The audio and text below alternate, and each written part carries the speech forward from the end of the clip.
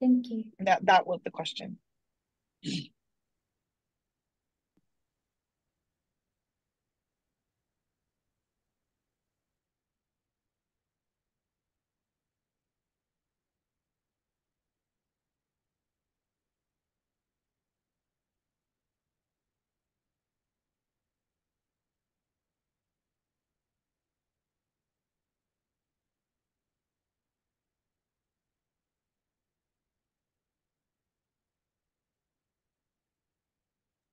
Okay, I'm going to do it myself to share a poem of an Indigenous sister from Mexico.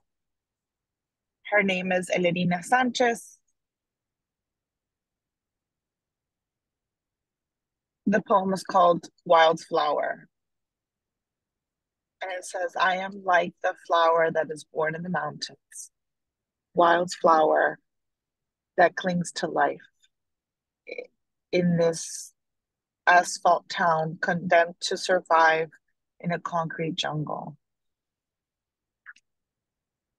She's an indigenous poem writer, and I share this poem of hers called Wildflower so that we can start our session today.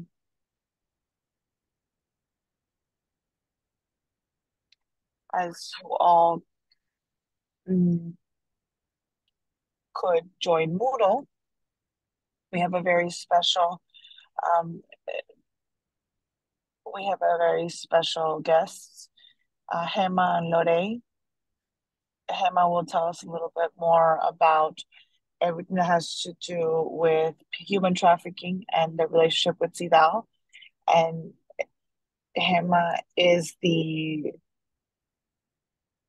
Frida Slaves, is the general manager of the Frida Slaves organization and for Latin America and the United States. And they have provided support to Latin America against human trafficking, how to identify and react to this criminal activity. Also, the creation of political incidents plans on human trafficking and has participated in the reforms against or to combat human trafficking. And she has coordinated different research on this subject. And the last research that was directed has been on the impact on mining, on human trafficking, and um, illegal deforestation in 4 communities in the Amazonian jungle. Before she worked for Free the Slaves, Hema has worked in the National Institution of Immigration of the Government of Dominican Republic, where she coordinated research on this subject, and she collaborated in the drafting of the second plan against human trafficking to protect immigrants. Also, Hema has 22 years of experience, of international experience.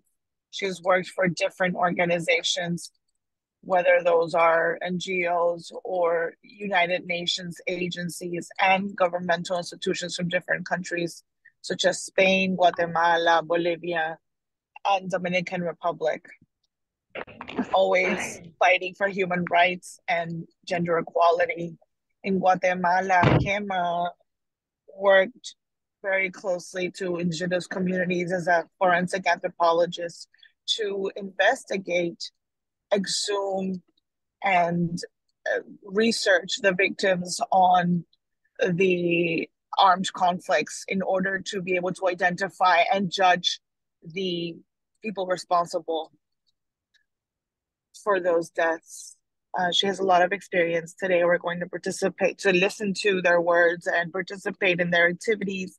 And we hope that this space will be very enriching for all of us. So, Hema, you have the floor and welcome to this space.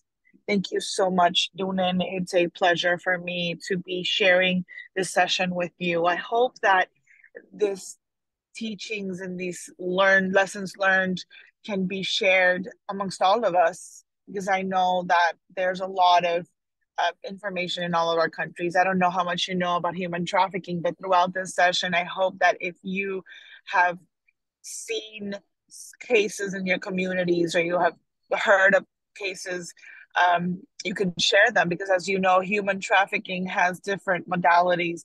There are very typical, common ones that we will look into today, but there's also different types of human trafficking that occur in very special and specific contexts. I would like to thank L'Oreal as well, and it's a pleasure to participate in this forum. And hopefully, this is just the first contact that we have with FIMI, so that we can go ahead and carry out more activities together and develop this topic further. That unfortunately is not really spoken about. Human trafficking in Indigenous communities isn't really spoken about, and it's very important for us to really look into this. I'm going to share my screen so that I can share the presentation. Okay, let's say full screen right here. I'm gonna try to minimize that. Okay, perfect. Well, as I said before, I'm going to put the topic of today, which is Introduction to Human Trafficking and Informed Care on trauma. I'm providing informed care on trauma. The agenda for today, to see if we can adjust to these times, I'm going to present the objectives, the agenda that I have here, the methodology of the session, so that we're all on the same page. Finally, secondly, we're going to move into the first part, which is called a matter of rights, and which is the Cedaw and the Protocol of Palermo, which we will learn what these are later. And I have already uploaded in Moodle some information, and maybe you're familiar with the Palermo Protocol already, but we will look into it further. The section is called Clearing Up Concepts, because there's a lot of concepts around human trafficking and modern slavery that sometimes it's hard to distinguish one from the other. What we're going to see, what is human trafficking, what is modern slavery, what is the illicit traffic of immigrants, and forced children work. We're going to explain the vulnerability and risk factors before human trafficking, or in regards to human trafficking, because victims will fall into human trafficking not by mistake. It's actually related to a series of reasons and factors that are interconnected, and we're going to look into that. Then we're going to look how to deal with human trafficking, and there's specific ways to understand if there is human trafficking, somebody's a victim of human trafficking or a potential victim of human trafficking. We're going to have a break at 8:30 Guatemala time, and then we're going to continue with the last part, which is the how to treat human trafficking victims. It's very specific, and it has some particular considerations that we will be able to look into today.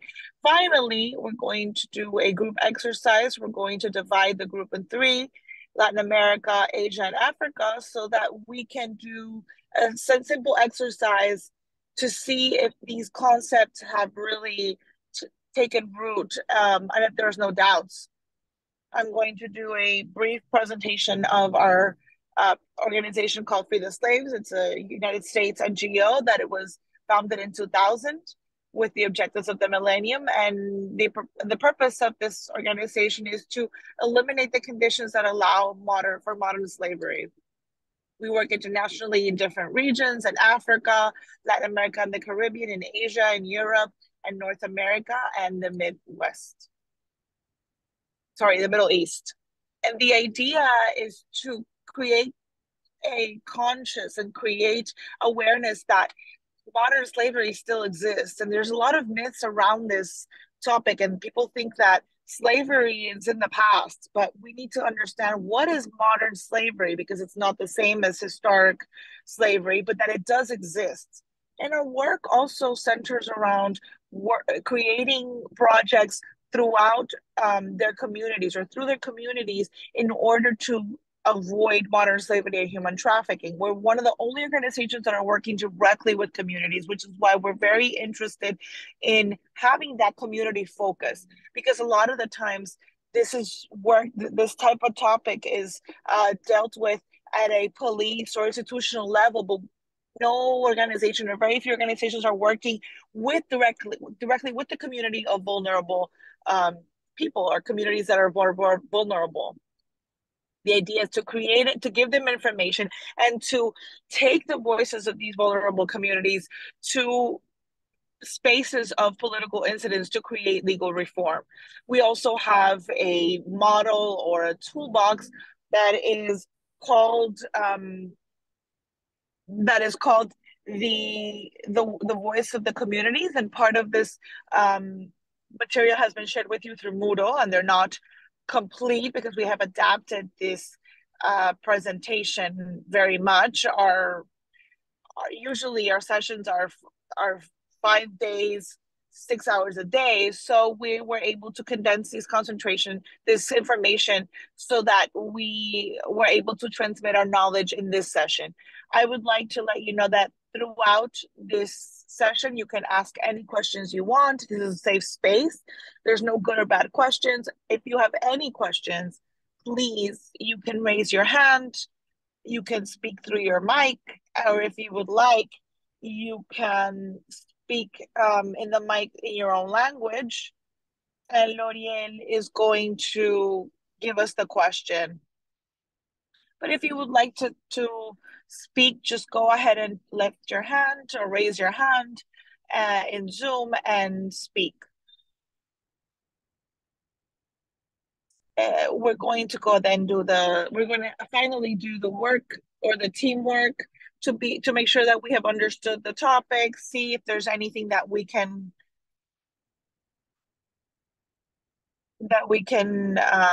understand the concepts. So we're going to start with today's session. We're going to start with a matter of rights. Cedaw and the Protocol of Palermo. This module is that we start with this session. It's all about Cedaw. I'm going to give you a brief introduction on Cedaw, and you will go into this more in depth in the next sessions. The point of this session is human trafficking, but we're going to see what Cedaw is about, how the Cedaw is connected to human trafficking.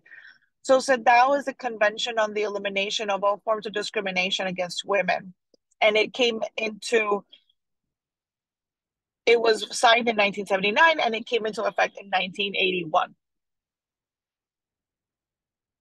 And it's very common. Usually a convention is signed in a year, and then in a specific year, and then to be able to come into vigor or to come into effect takes a few years. Cedaw could be considered the international letter for the rights of women. There was a previous effort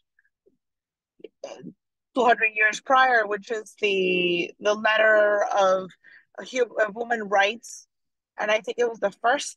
It was during the French Revolution. It was the first kind of letter for human rights, but it was a declaration of the right of women. But she was decapitated, so it took us 200 years to have a legal document that states the rights and protects the rights of women. There are some important aspects that I would like to highlight about the Cedaw. First of all, it's an international instrument which is binding, which means that it obligates the states to take real and concrete measures to eliminate any kind of discrimination against women.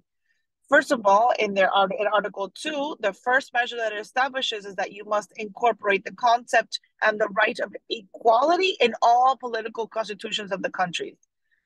Another important element is that Cedaw not only invites to create new law, but also it invites everyone to abolish laws, or cultural practices that discriminate women. So on one side, you need to create new legislation to guarantee equality, and you also have to eliminate laws or practices that discriminate women.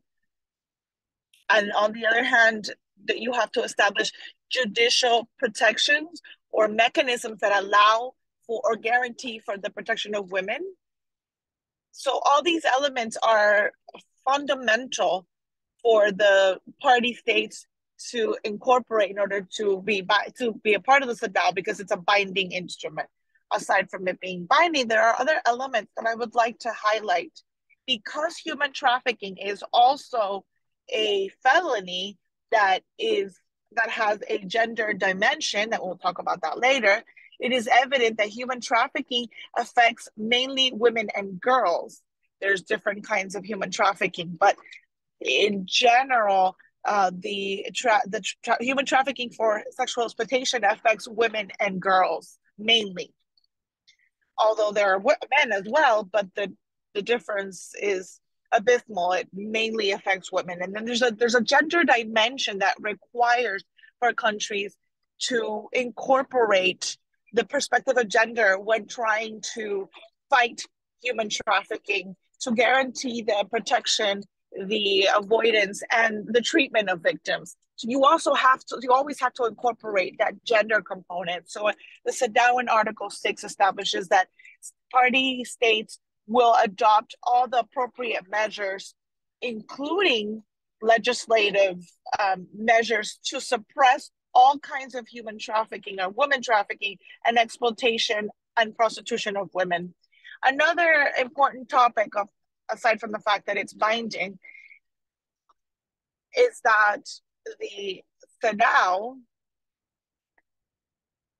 is made up of a committee that is made up of 23 independent experts at a global level, and they are the ones responsible to follow up on the application of the convention in each country. Each year, the committee will visit different countries to see if the convention has been applied according to what is stated. It's important because it's a way to see the impact of the convention and to promote changes in each country. And for this, we have the Cedaw committee will ask the government for a report to explain the advances. And with the different years, the committee realized that governments will sweep their house, sweep their front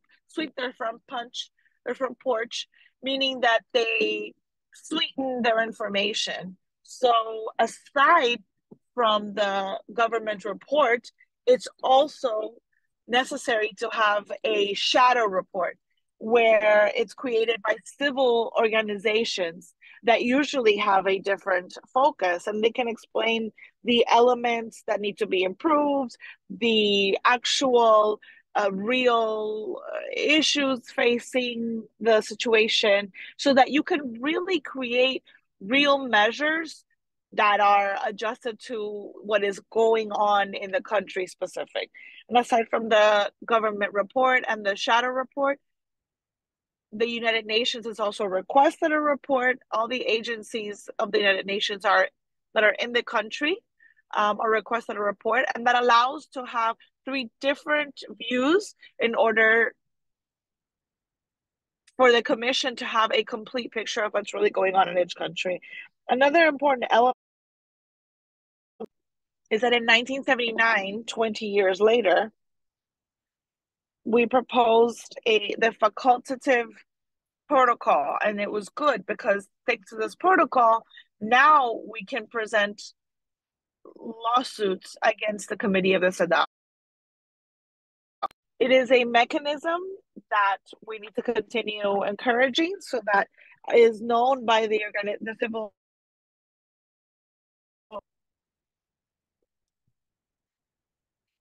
The facultative protocol is not as complete as the convention, but we are still working on it. And in the world, we have around 199 countries.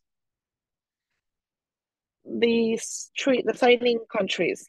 Cedaw is one of the treaties and conventions that has acquired the most the most ratifications, signatures and ratifications. So we have 189 countries. So we have 180. So signing and ratification is different. You sign is that you recognize the convention exists, and then you ratify when you say you commit to creating and incorporating in your legislation the measures or the means that are conveyed by the treaty. So those who have signed are not obligated to implement any kind of measures unless they ratify them. We also have countries that haven't signed or ratified, but it's the second international treaty that has the most signatures and ratifications. The first one is the rights of children, and this is the second most ratified and signed. So we know that there is a willingness, a global willingness to support women's rights. So women are always at the bottom when it comes to rights, when it comes to access to health and education. But to see that countries have a willingness to ratify these rights, it's encouraging. The Cedaw agreement has incorporated different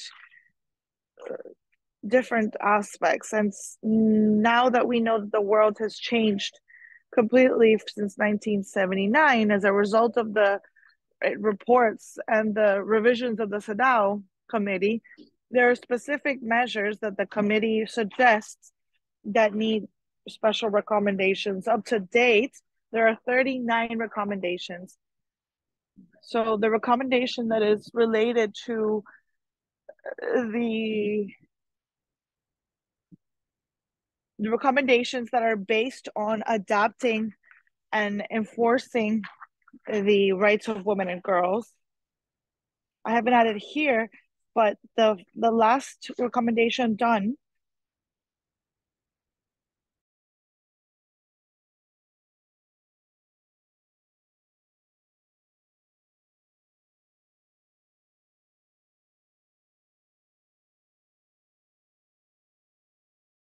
especially the opportunity to see the screening in English. There's a lot of questions. There's 4 people that have asked if they can see the screen in English. No, I'm sorry, we only have the presentation in Spanish.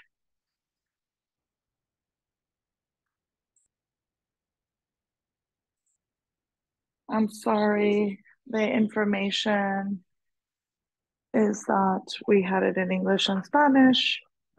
We have done the presentation in Spanish and we have the interpreters. And I say more than what is written down.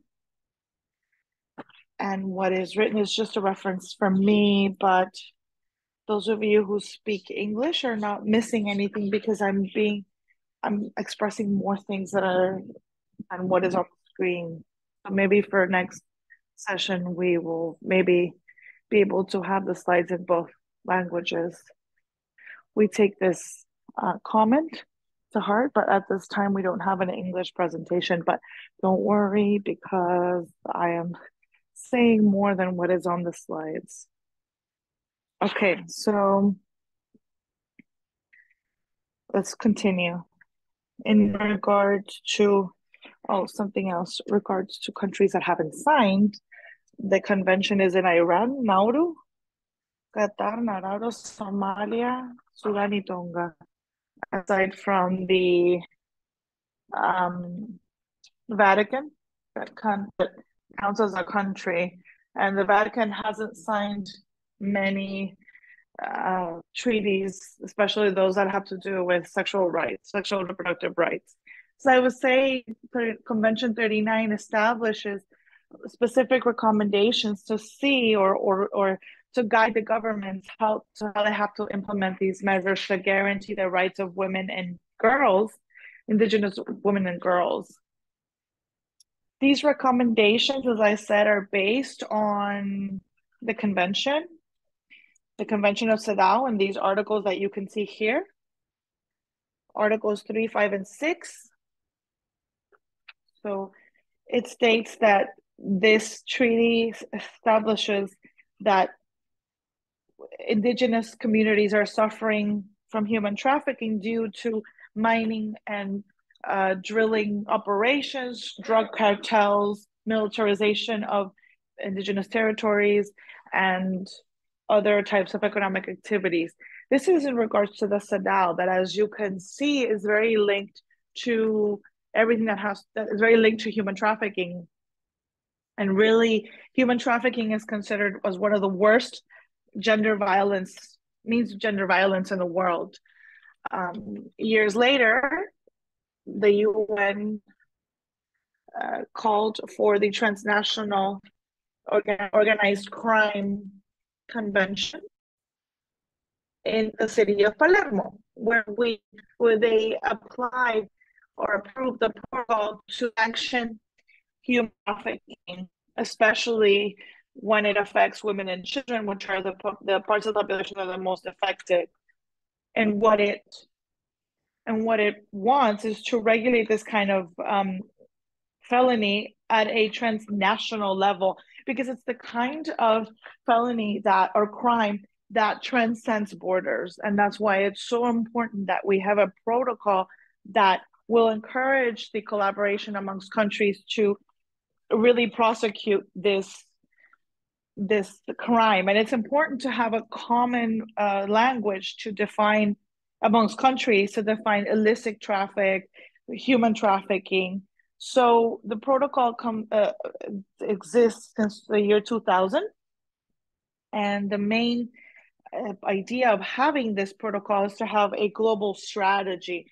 Those of us who work in this type of field, we call it the 4 Ps, which are prevent and fight human trafficking, with special attention to women and children; protect, which is to help the victims respecting their human rights; prosecute criminals; and the last P was incorporated like 10 or 12 years after the signing of the protocol, which is to promote the cooperation amongst member states to allow for these objectives to really be real, or really happen. We've learned that it's impossible to take on the mitigation of these types of crimes without the cooperation of all countries. Before we close this session, I would like to comment that from a judicial perspective, when we speak to the police and we speak to judges, they know that human trafficking is a crime, and they see it from a perspective of the law. But for those of us who work in these organizations, we understand that human trafficking is not just a crime, but it's also a deep violation of human rights. Because if I only treat it as a crime, I will center on protocols of prosecution, on legislation, on what the police and the judges need, how to identify the victim, how to prosecute the people who are carrying out these crimes. But if I see it from a perspective of a something that affects human rights, or violation of human rights, because it's one of the crimes that affects basically all human rights. It affects the right of mobility, the right of education, the right against inhumane and degrading treatment, the right to education, every right. And how does that help me? Because it allows me to work or identify what human rights have been violated, so that we can restitute these rights, so that we can provide support for them to recover the rights they have lost. If we only see the crime, we are not going to see the rights that have been violated. So when, for example, we have a victim that will testify, the police usually, they don't take into consideration the rights of this victim, re-traumatizing them. And we're going to look into what that means later. So it's important that from a human rights perspective, we understand the human trafficking as a deep violation of human rights, because it allows us to have work that will uh, allow for us to recover the rights that have been violated and lost. So we're moving on to this next section, which is clearing up concepts. I don't know, before we move on to this part, do we have any questions so far? There's no questions in the chat. Okay, well, we're going to continue moving on. We are going to clear concepts. What is modern slavery? What is human trafficking? What is the illegal trafficking of immigrants? We're going to be looking to this one by one of each concept. We're going to start with modern slavery. Modern slavery is a condition under which a person is forced to work in infrahuman conditions without coercion, which means somebody's pressured to do something they don't want due to threats or abuse of power, or the abuse of vulnerability. And we're not using the abuse of vulnerability in trials, and we are pushing that from Free the Slaves, that it's used, especially Indigenous communities, because this kind of crime, in the case of Indigenous communities, of course it can happen at an individual level, but a lot of the cases we are enslaving, or whole communities are being enslaved. It has a different kind of color, and it's or a different kind of causes, how vulnerable communities are being affected, because it's about poverty and lack of resources and lack of work. And so traffickers can appear as a way to have some sort of a job, even if it's in infrahuman conditions. So modern slavery has to do with this. When you're forced to work in these kind of conditions, you know very well that there is a historical slavery that we know about, and we can't say what the first registry of slaves would be. In fact, the word slaves comes from a European community, which is the Slavs, and they were the slaves in different European countries. And when colonization happened in Africa, slavery of African populations was promoted, because it was harder for them to escape, and it was easier for them to distinguish, because they were able to identify them easier. And so they centered more on the enslaving of African population instead of the Slavs. And it's always existed, but it's true that in the colonial times it took a root in this area of the world, and it created a commerce of humans that was never seen before. So during this time that this happened, from the beginning of civilization, because as I said before, it's existed in all cultures, as I said before, unfortunately. But in the times of colonialism, historical slavery was legal. And that's one of the differences with modern slavery, because this slavery is not legal, but it exists. So we have to continue working in this, because people think that you have to disengage slavery with people that have chains, but you don't have to be in chains and locked up to be a slave. It's happening in a different way, and it's not adapted to times. But unfortunately, even though historical slavery was legal, and now it's not, it still exists.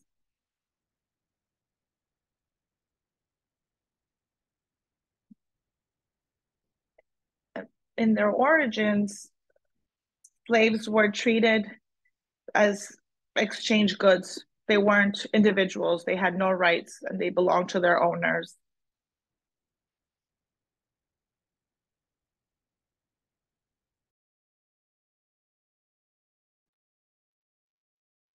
Currently, there is not that ownership is not there. There is exclusivity on people who are slaves, but they're not considered a property. It's more legal, and people who are under slavery right now have very basic human rights affected, moral dignity, physical activity, among others, because they go against every right that they have. What is the definition for human trafficking? In the document that you have, it's a document that covers all of this, and you have the chance to read it as you move along to reinforce and remember. And the objective is not for you to memorize this information, but you get familiar with it. Human trafficking, according to the protocol we call important, is that is international frame that takes from this definition and you say when is it it's trafficking and when it's not. And there's many key elements that we have to take into account. In the manual, you have the protocol. You can read there. You have the attachments as well to keep going and read forward. That's when we take on people, we transport them, and we take people recurring to threats or to the use of force or any form or coaction, kidnap, fraud, deceit, abuse of power, or any situation of vulnerability when you're receiving money or a benefit to get the consent of a person who has an attorney with others with the end purpose of exploitation. And this could lead to prostitution, sexual exploitation, labor, forced work, or any types of exploitations that women have. So we're talking analog practices of slavery, or even extraction of organs, which is the worst that we're seeing more common nowadays. Again, you don't have to memorize them as definition, but you get familiar with the certain topics that we have here. The concept is more details in the documents that you have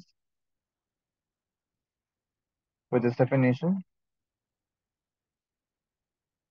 and you can that they can capture the people who are running this type of harm for the population. So we have three key elements here. Have to do this more basic. The three elements are actions. What are they doing? So they capture first, they transport, and then um, take the victim from one side to another. The methods, how do they do it? They can threaten, they can do by force, they kidnap, deceive, or abuse of a situation of vulnerability or a need that the victim might have. So, for example, it's a woman who's alone, who needs work. So it's a situation of vulnerability. And it's a person in that condition that needs a certain list of proposals that seem too good to be left out. And then they end up being in torture and sometimes they're in debt. Who can do this? How do they do it? We'll see as we go along the different types of ways. But with what purpose? In general, they do it to take benefit of it.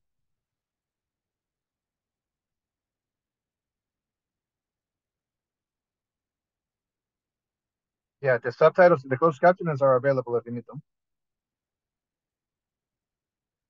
The benefit is not only economic, so you gotta take by domestic views. You get the people to do the work for you at home, and even with minors again, child labor. In IT, there's a practice that's called Restaback, Whether it happens in many countries where the people send their kids to the house of another family, and as far as they help out with the home chores, they get shelter, and that's the way we.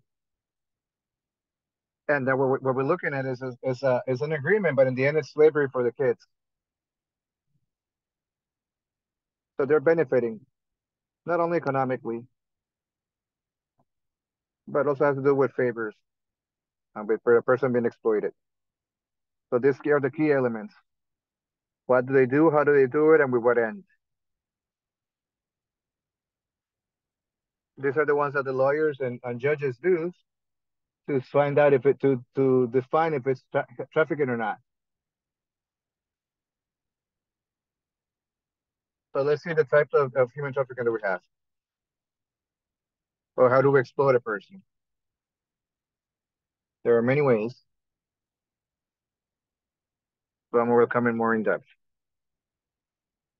They have to do with cultural practices as well, which are very rooted through tradition. So if they're from the protocol, you have to go more in depth with it again. The most common one is sexual exploitation, and this is when a person with adults, mainly women. So when a person is being benefited through the sexual exploitation of another, whether it's through prostitution or pornography of a person. So pornography, it has gone up over the past years, and it's something that's worrisome because you got more cell phones and more things that people get access to. So now you can be at home or anywhere you want, looking at small children and adults, and it's very hard to regulate, but it's a very complex challenge. It changes very quickly, and we have to be consciously aware of what's happening. There's different modalities that have to adapt to the context, to the law of orders, and there's a lot of economic support for these people who work in this type of rotation.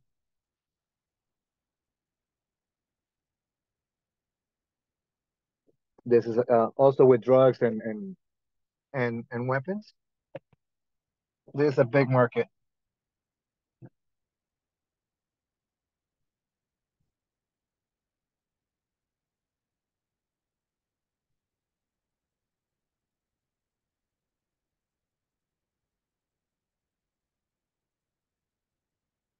So you see the people.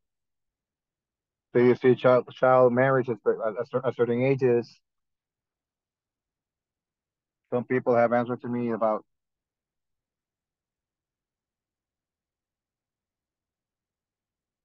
that. So if they're pregnant, they can get married.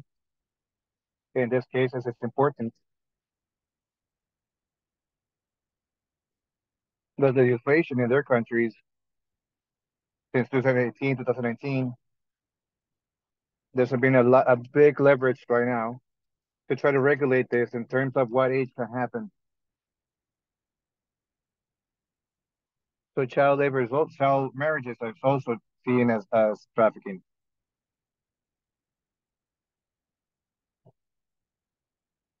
So we have people from the north going to the south to take advantage of this with minors, with women, men who don't have the capacity or they have a big need.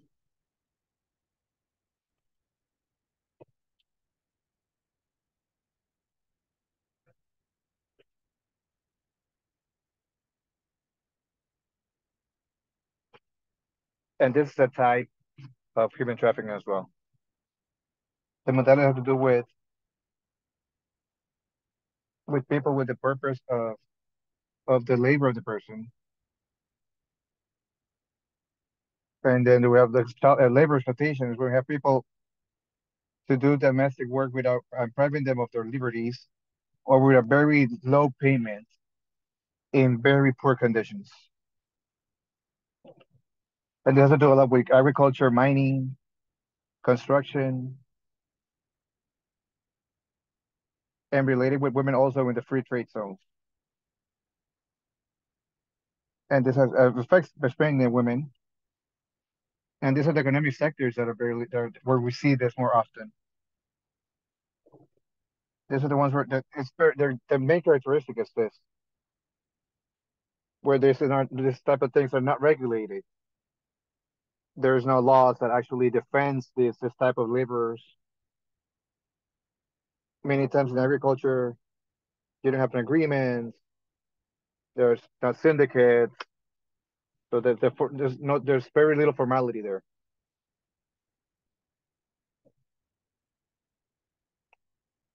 So it's easier to have human trafficking in these terms. Of course, domestic servitude over the last few years, with diplomatics taking advantage over a higher status. We have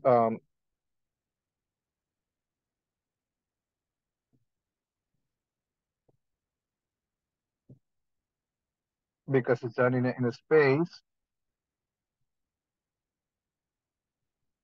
they don't have a chance to talk. They can go out. They have very little movement, or they get their phones taken away, so they don't get any communications. And sometimes they have even get they're physically abused. So you also have child labor, and this is a concept that is being in debate right now. We want to change that concept because there is no child labor. If a child has to work and who's too long, not every children that collaborate with shores are doing in child labor. So that's on debate as well right now. So in terms of what the term's going to be in the end,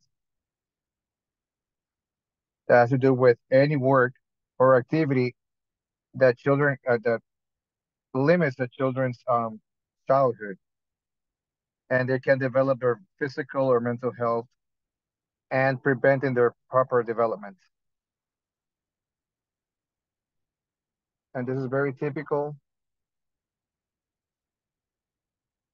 because of personal conditions. So people who are begging are part of a network where they get exploited.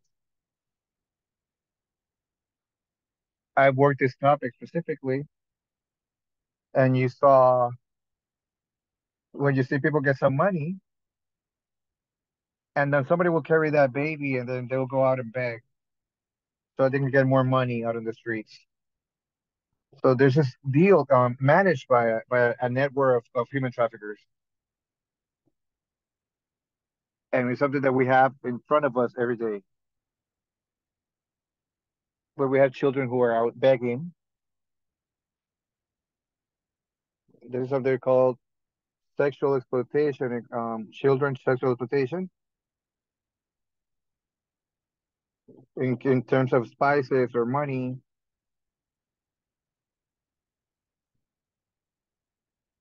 Like I was telling you before, in 2018 with the internet, promoting this type of activity, with it became too easy, and internet became our enemy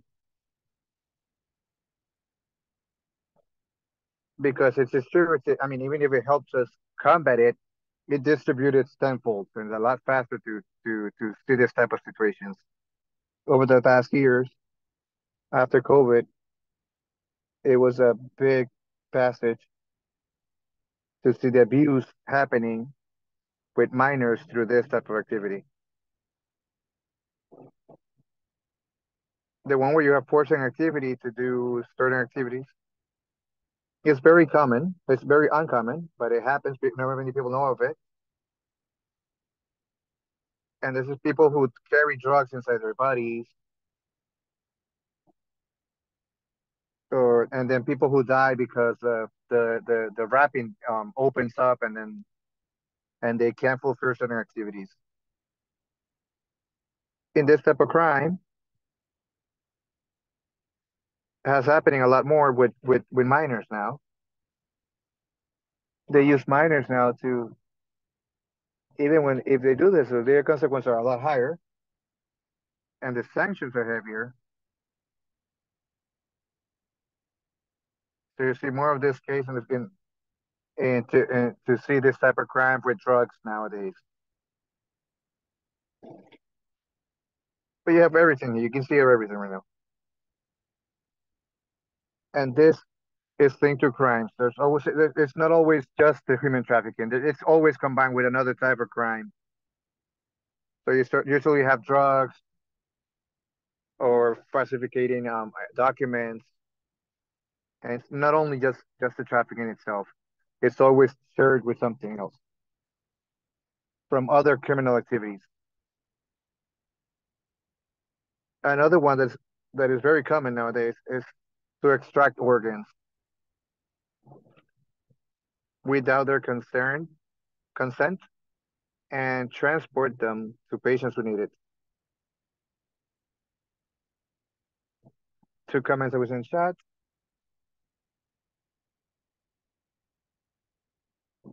Domestic servitude remembers her life in Hong Kong, and also sadly, child exploitation is it's happening more in the tourism side in her country.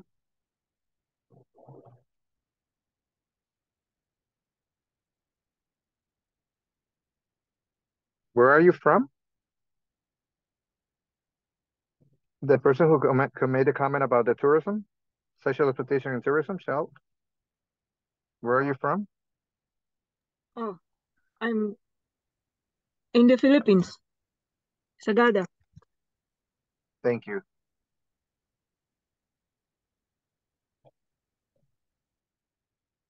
We did a work currently in Philippines. Thank you for your comment.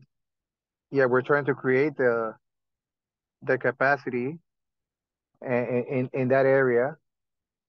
And when we're working with people who have gone through this situation, and I mean they were part of a human trafficking network.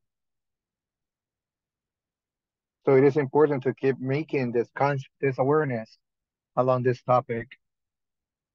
Sometimes there are very many judicial barriers, but the economic need might sometimes surpass any legal action that might happen, and this makes people more vulnerable.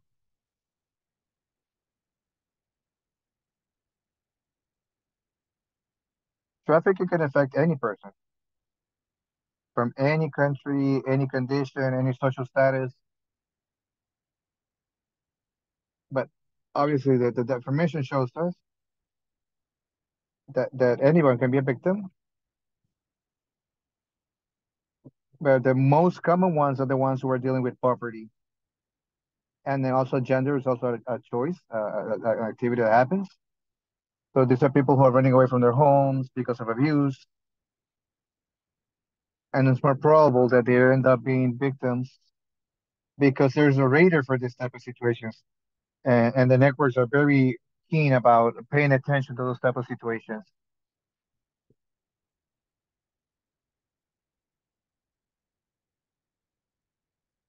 Well, some cases of people who admit that they've been part of it and they've even transported people without even knowing what was happening. So it's a person who was just hired to take one person from one place to another, and they didn't know that they were dealing with prostitution.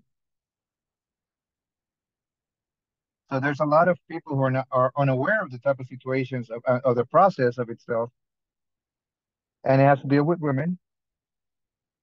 I don't know if you can see this right here. The, the legal side. She said yes.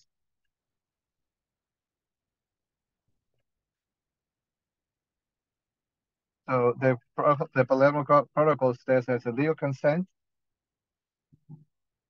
establishment has to do with with the force of abuse of power. No, he wanted to come with me, whatever. Like, nah, I'm not a criminal. Yeah, but in many cases, what happens is that because with the social side is that depends on the country, but there has a name that you make the people fall in love with you. So whereas a woman or a young child, they take them with them. They take them to live with them. They have a romantic affair, and then once that they're far from their communities, obviously the part of isolating person is important for these people. So they take them to a new place where they don't have anyone, where they don't have no communications, and they take them to be prostituted. So obviously they were lied to, and then the consent becomes null and it's not longer valid. But they also have the case that they're going to another country to become a street dancer or prostitution, and when they get to the place, they take away their passports, they're beaten, they're forced to have sexual relationships with people without their consent. And then once again, this makes all of these activities make it null, that legal consent. So they're no longer accepted as the term consent would mean. So in the case of a child that this happens, in international legislation, international treaties, children who are under 18 years old, so adolescents, children, legally speaking, if you're under 18, you're still considered a child in the most international documents. Even a child said, yes, I want to go, they don't have it's a null validation because they're still considered a child. So that's an important concept to remember. And especially with the sexual topic, it's something that you have to it happens a lot more. Then we have forced labor. We talk about sexual forced exploitation in the past, but forced labor is defined by there's also an agreement about it. I only made two. I mentioned just a couple, but there's a lot of agreements. So the United Nations Agency that works with labor is defined by a service that is forced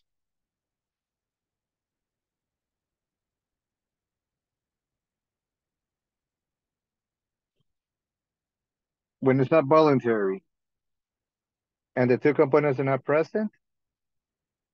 So if I'm being threatened and I'm not doing voluntarily, this is called forced labor. Even if I take away your passport or any documents, or if you feel threatened. And then if we're gonna take away your family, we're gonna beat your wife, we're gonna kill your children, and this will lead to forced labor.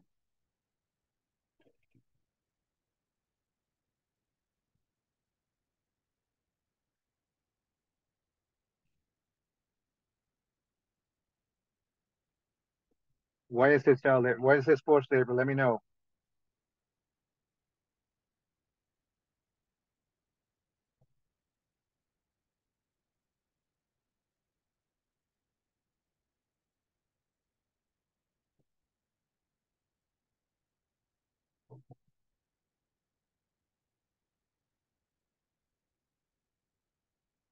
And the people are threatened to fall into this type of situations.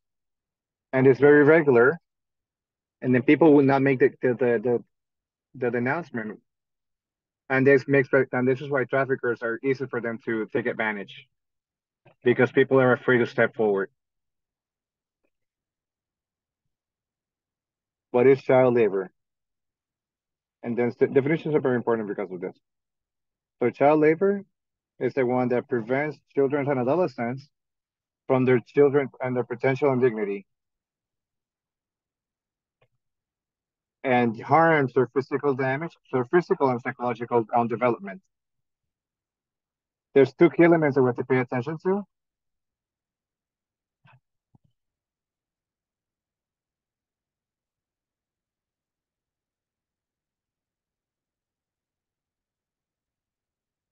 So you have to be, there's a difference between helping the family and what is child labor.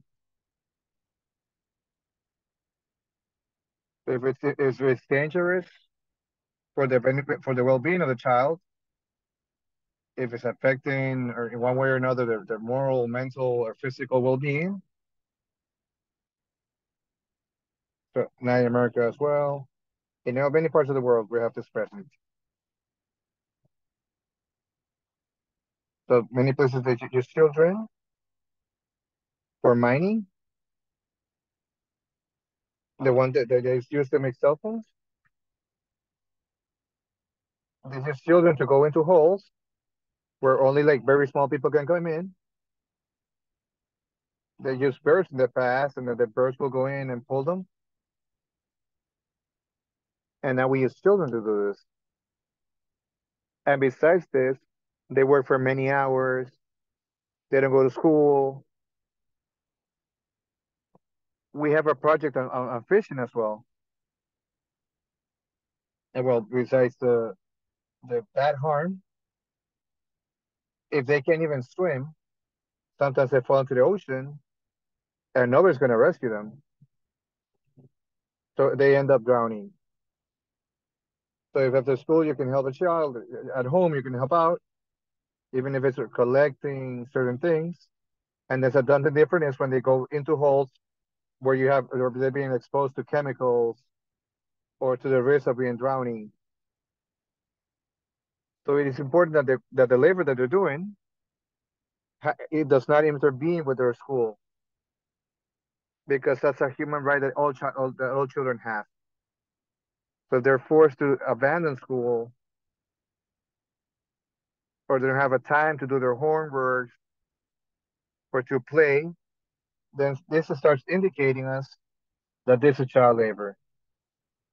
So one thing is to help out, and something else is to be forced to prevent doing something else. Then you have people waking up at 5 to do laundry, and they don't get a chance to do their homework, to be children. And this is key for their development. So these two elements, something important about child labor,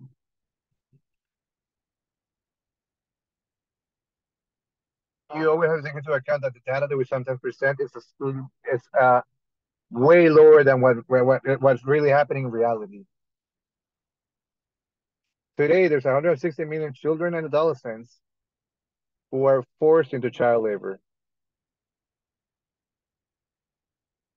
especially with boys, because it's more concentrated in the agricultural side. And something else to take into consideration is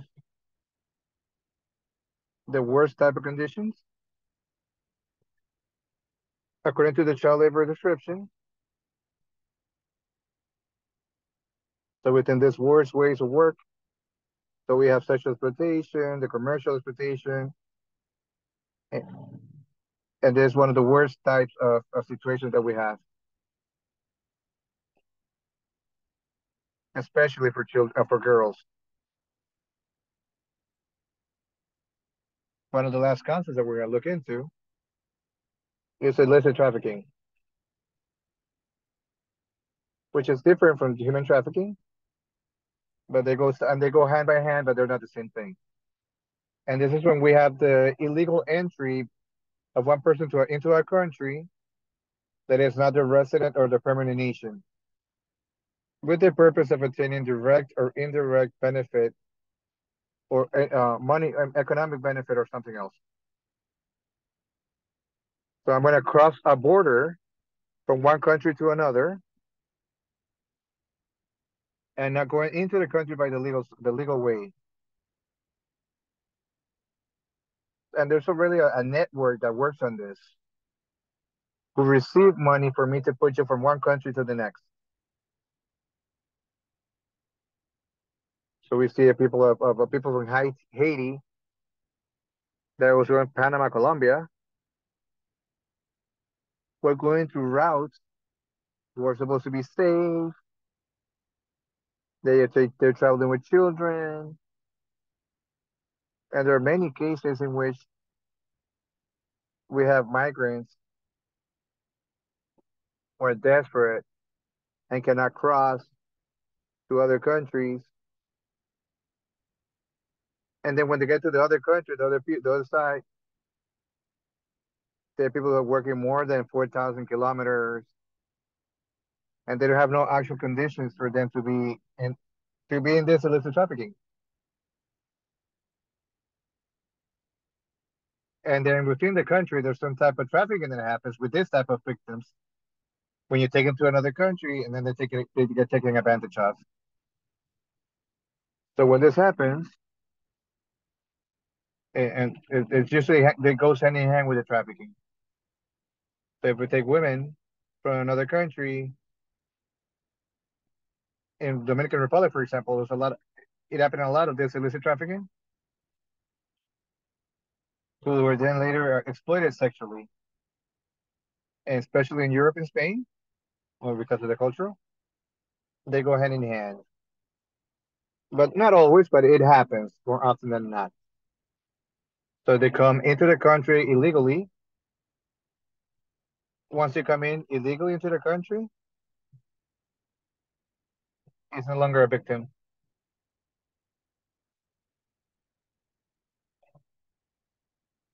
So let's say very quickly here, there's a difference between traffic and illicit trafficking. There's three elements that has to do with consent, exploitation, and crossing borders.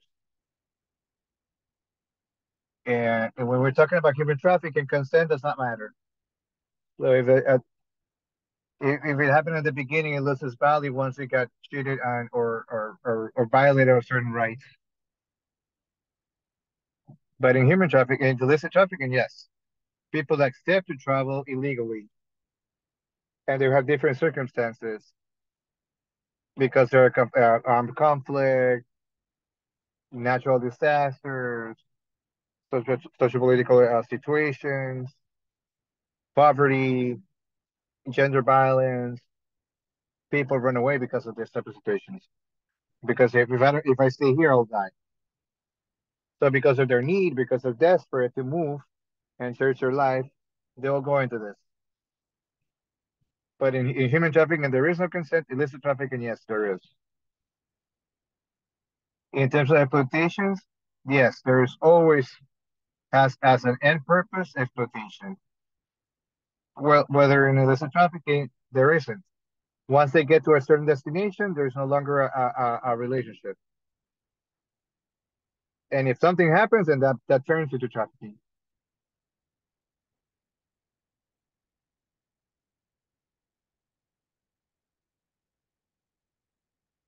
And then if it happens, then it might be a combination of illicit trafficking with the human trafficking. But it doesn't always, in terms of crossing borders, with the trafficking, it's not always happens. Sometimes there's a lot of internal trafficking. But illicit trafficking, yes, the whole purpose is of changing from one side to another. Sometimes with human trafficking, it can happen within a community. You don't have to cross any borders or any countries or any communities. Sometimes it happens within our own communities. Well, illicit trafficking, well, yes, it's a mobility is the main situation. That's the trigger part where I'm changing from one border to another. Any questions so far in terms of concept,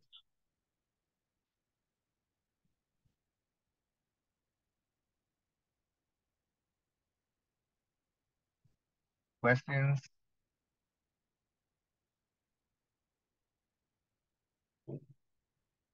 I've always wondered when we're talking about this topic, and I'm happy that when you have this question,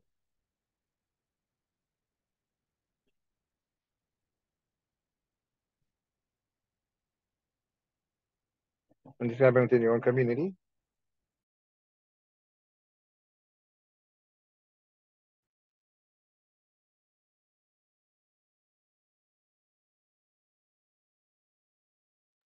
Here, primary scholar or academics is it. And there's not a lot of opportunity to have information. Parents don't know, and it's very normal for girls to not continue studying after primary school. So kids 12 on will start working and they go to other families. And here in Ecuador, it's very common that indigenous families travel to other countries because they're as good workers in any country of the world. So they take girls, boys, and they take them as workers. So they give them very minimal pay, very low pay. They are not insured or anything aside from the fact that they're kids. And at the same time, there's a lot of cases of mistreatment and cases where children can't return, and also cases of girls that are sexually abused and they come back pregnant. So that is human trafficking. So I always say, how is it that in the previous context, how can you see it with the current context? And of course, but it's still the violation of human rights. So that was kind of my comment, and just to reaffirm that these are human trafficking cases. Thank you so much, because it's important that you provide practical examples in your communities, because it's what I was saying, is what we were saying. It's natural. It becomes natural. It's become normalized. And in a lot of indigenous communities, there's no secondary education.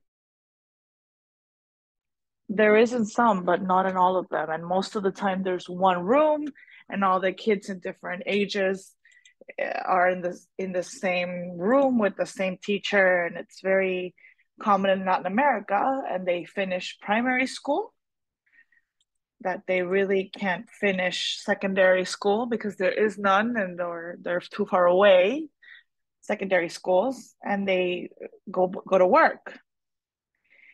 So what you do is that you end up falling into this, and this is child work within human trafficking, because these are minors, and and with in this case, when it comes to children, women minors are very well protected in all countries, and we can start doing something with that. And we have to share this voice and this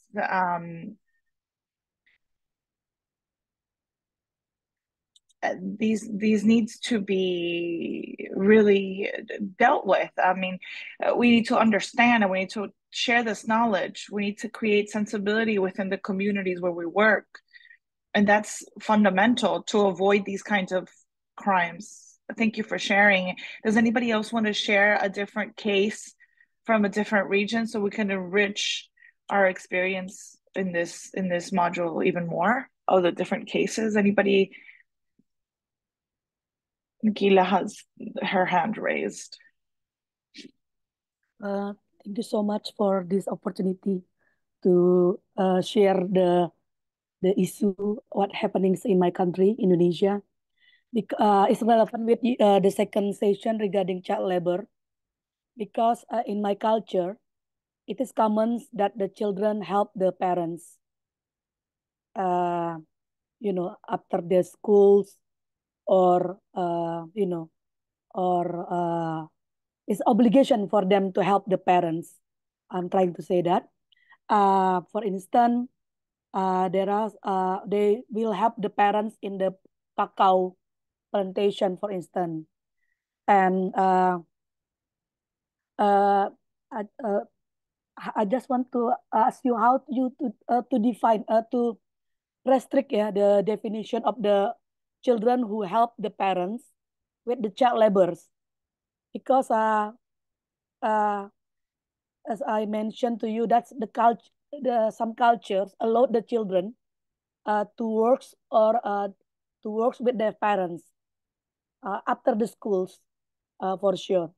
But how to make it distinction if this is a child labor or this is the children who are working with the parents, because this is you need to obey the parents, right? To obey the parents, and then if the parents are the farmers, because sometimes the children got the payment as well, like the small money, and they make them happy because they got the wage because of the helping the parents.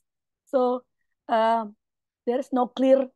Uh, I don't know. Yeah, in the village might be different with the in the city, but how to make it clear? Yeah, between the child labor with the children who help the parents.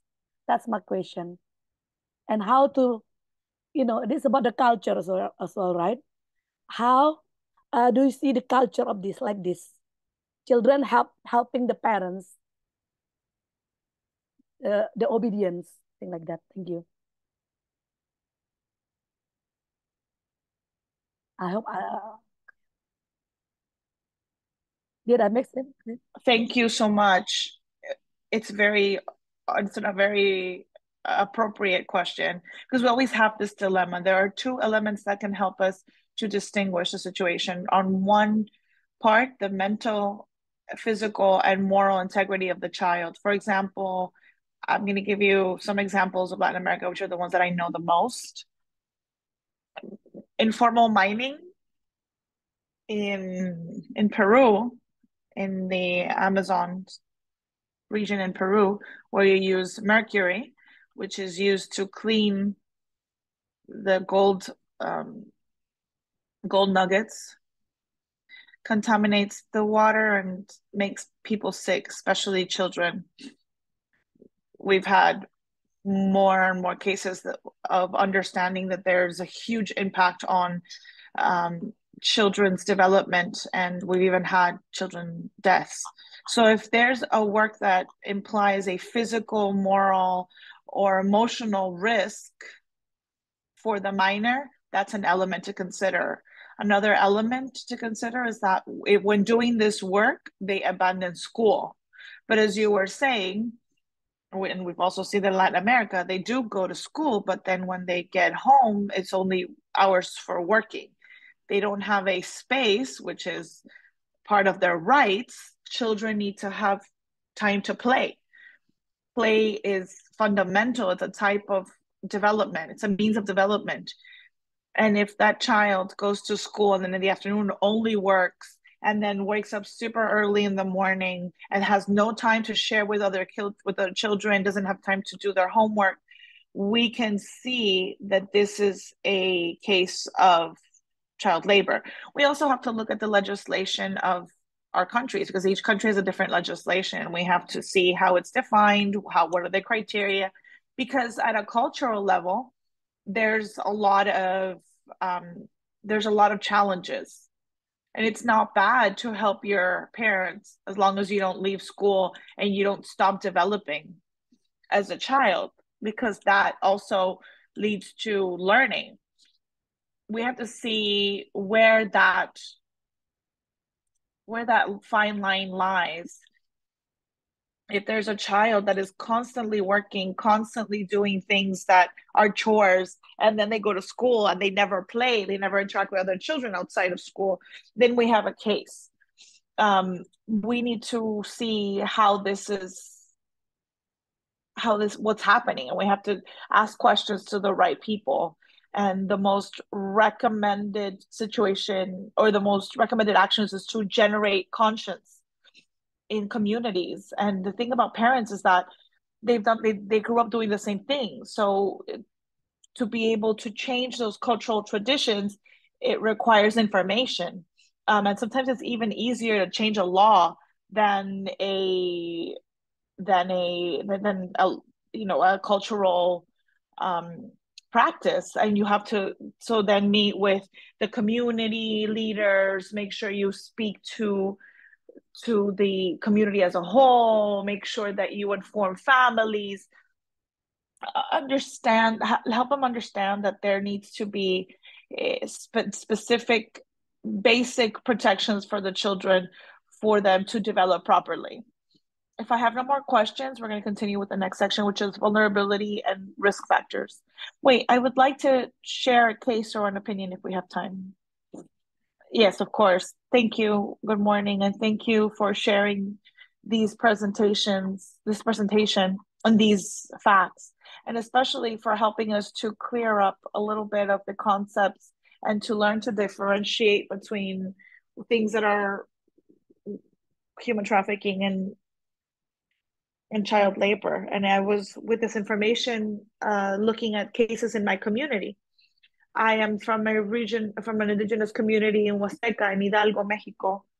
And we see in my community that through the community radio, they offer a lot of employment opportunities in agriculture, harvesting tomato, harvesting chilies in the north of the country, in Sinaloa, Sonora, Chihuahua, and they offer good salaries, amongst other things. And a lot of the times we see that they actually get fooled. They're taken to work in organized crime or narco traffic. They take their phone, they take away their means of communication, they threaten them, they tell them that through coercion, they say that they know where they live and who their families are. And unfortunately, we used to see that before. We used to see that more before. And there's been some change, but to see that it happens, it's important to let people know and create a conscience that these situations are happening, that it hurts them. And I think that this is where you combine these two, illicit traffic and human trafficking. Illicit traffic, I would suppose, happens when you fool somebody and tell them that you're not taking them to a specific state, but to another place against their will. And of course, human trafficking, sexual and work exploitation, because sometimes these are indigenous families that will leave the entire family, the husband, the wife, and they take the minors to work in these agricultural fields. I just wanted to share this case. Thank you so much. Completely. It happens a lot. And the way they capture the attention of people is through the internet, through the radio. And with the internet, there's been an opening up of horrible situations that we're trying to control, because it's a whole nother world. And when they offer things that are too good to be true, then it probably is. And in Mexico in particular, there's a lot of legislation from at a state level. And I understand in Mexico, if you're Mexican, you can travel from state to state. So it wouldn't be illicit traffic. The illicit traffic is when you move from one border to another, when you need a passport, then you can only be there 90 days, for example, because you're a tourist. So within the state, it's not the same. That would be an internal treaty or internal trafficking. But there is a transport, definitely. I think remember the three elements on trafficking is they capture you, they fool you, they transport you, and they move you, they traffic you. And you are captured. And so unfortunately, it's not illicit traffic because you're not crossing borders. But if you're irregular in this particular country, you know that you're coming in without papers. And they use these means, Facebook, Instagram, TikTok, Look what I'm doing, I'm making some money, I'm a model. And the girls with the situation of being models, for example, they are captured very easily, and it happens before our eyes. And it's good to have this information, because after this course today, you're going to be able to see and identify what trafficking really is, and you can help other people, because you will be able to identify what cases are constitute trafficking and are illegal. And a lot of the times these cases are naturalized or normalized, and a lot of the times people don't even know they're being abused, because they feel like they don't have a right to rest, they don't have a right to a proper salary. In Dominican Republic, for example, in construction, a lot of the times you have Haitian immigrants and working, and a lot of the times they have workers living and sleeping in the construction works, and they're sleeping with cardboard on top of them. And we were working with the slaves in Dominican Republic.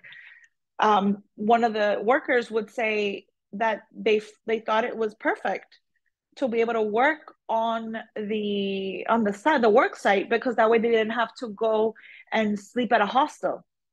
And they thought that it was a good thing that their employer allowed them to do that. But what they really needed was a good enough salary that they could go back home to their families, or they could sleep at a hotel or a hostel, and they could sleep in a bed. That was their right. It was not for them to be able to sleep on the work site. Anaine has her hand up. Go ahead. Thank you for the informative session. And I would love to share about Bangladesh indigenous women's situation. So in my community, most of the women are working in parlor sector, salon. And when because of the poverty, they cannot afford education. When they come to city for work, and when they enter the city, and the parlor owner offer them for work, and when they work, they told the girl or indigenous woman that they will give them handsome salary, they will change their life. Then they took them for bond sign, or stamp paper sign. After that, they told them that you cannot contact with your family, you cannot go outside. Then they use them for prostitution. In our community, that right now the situation is getting more and more, because due to climate change.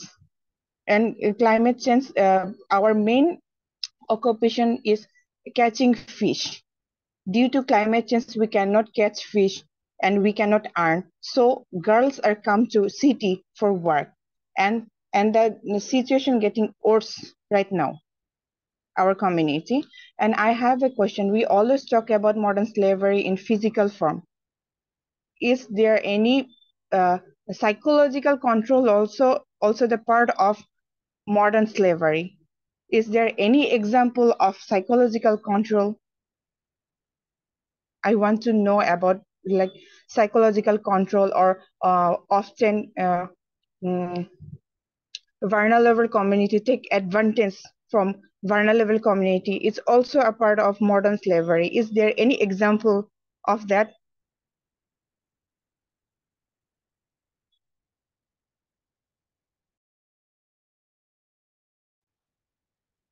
Thank you so much for that comment. It's very important. And obviously, we're going to look into this in the last part of the session, which is how to work on trauma.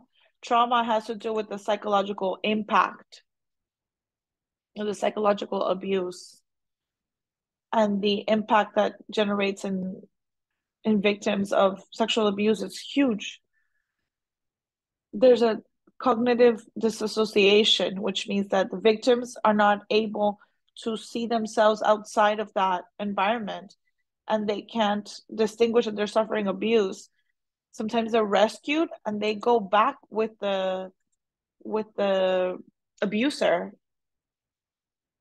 It's like domestic violence. A lot of people don't say, why don't they abandon their husband? Why didn't they say something? And there's really an isolation of the person, and they slowly deteriorate them psychologically, and they annul them. They don't have a voice. They're not empowered. That's what they do. They cut their networks. They isolate them. They criticize them. They hurt their self-esteem, etc. And that has an impact. And then if you do that systematically and repeatedly, you can annul a person. And we're going to talk about that in terms of trauma, the psychological trauma that can last years or all their life. That's one of the biggest challenges, how to deal with trauma and psychological impacts. And it's happening everywhere, really. And we have to be more conscious and work on this. The break was right now, but if you don't mind, let me finish the section that we had so we don't get behind. I'm just going to talk a little bit about world statistics. I want you to know that there is a slavery index that's global that has been published every 4 or 5 years. The last one was published last year. It was designed by an organization called World Free and the International World Labor Organization and the International Organization on Immigration. This is the only global data that we have, index that we have.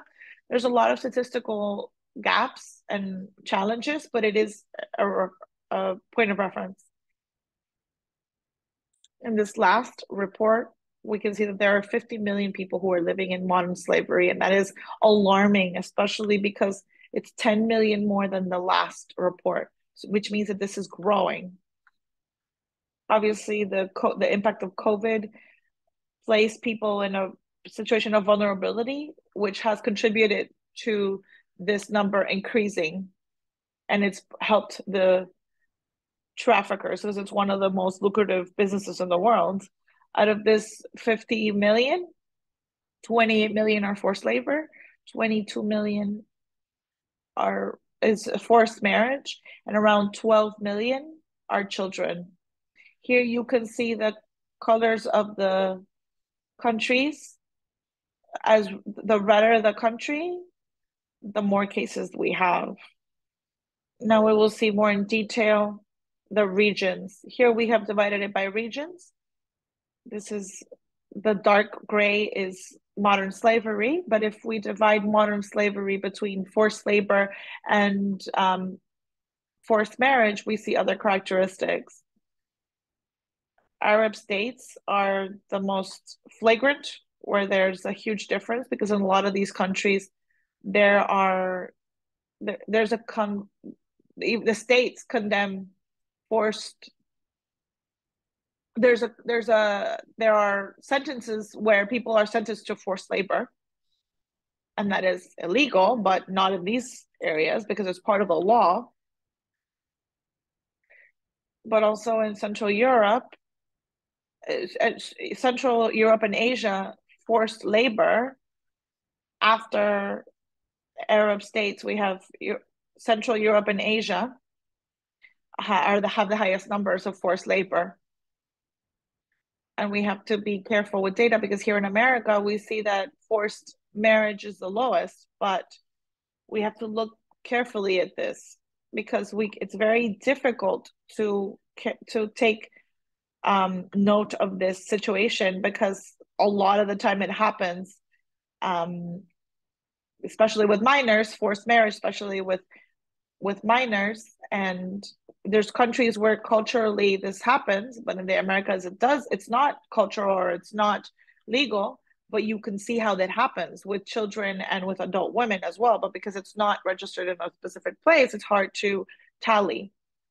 But these numbers give us an idea, a panoramic view of what's going on. Within the regions, the countries that have the worst data in Africa are Eritrea, Mauritania, and South Africa. And in Latin America is Venezuela, Haiti, and El Salvador. we have Kuwait, Arab Emirates, we have Afghanistan, Kuwait, and Myanmar. We have in Europe and Asia, Turkey, Kazakhstan, and Syria, just to have some data. But as I said before, there's a lot of gaps because we don't take into consideration organ traffic or the recruitment of child soldiers. So apart from these difficulties or these gaps, these are the data that we have been able to acquire and that we have until now. Vulnerability and factors of risk or risk factors. In the last few years, COVID has increased this situation even more. And the situation at a global level has gotten worse. Crises are more complex, they're more interconnected. There's armed conflicts, environmental degradation, natural disasters. In the last few years, we've also had a lot of attacks to democracies that were already existing. There's been a reverse. We've been going in reverse in the rights of women in a lot of countries in the United States, for example, in terms of reproductive and sexual rights, abortion. We're kind of going back, and here in Europe, we're also having a debate on an agreement that they have to they want to remove from gender violence, sexual violence. And so we have to be very careful because women especially, we know that once we earn rights, they can always be taken away. We can't relax. And every time there's a crisis, we go back. So we have to be constantly conquering rights and constantly being very aware of what's going on. As I said before, COVID spiked all these vulnerabilities, increases vulnerabilities, and this situation has perturbed two specific areas, mostly education and employment, which are key for families who without education cannot have access to good work or to good employment. And if you take them away education and employment, you leave them at the mercy of traffickers. So when you increase extreme poverty, people try to migrate to get better options for living or livelihood, and then they come into a field where it's very highly probable that they're trafficked. They're victims of trafficking. Okay, as I said before, that any person could be a victim of human trafficking, human treaty. And usually it's communities in high levels of poverty, lack of education, lack of access to resources, and those are the communities that have the highest vulnerability.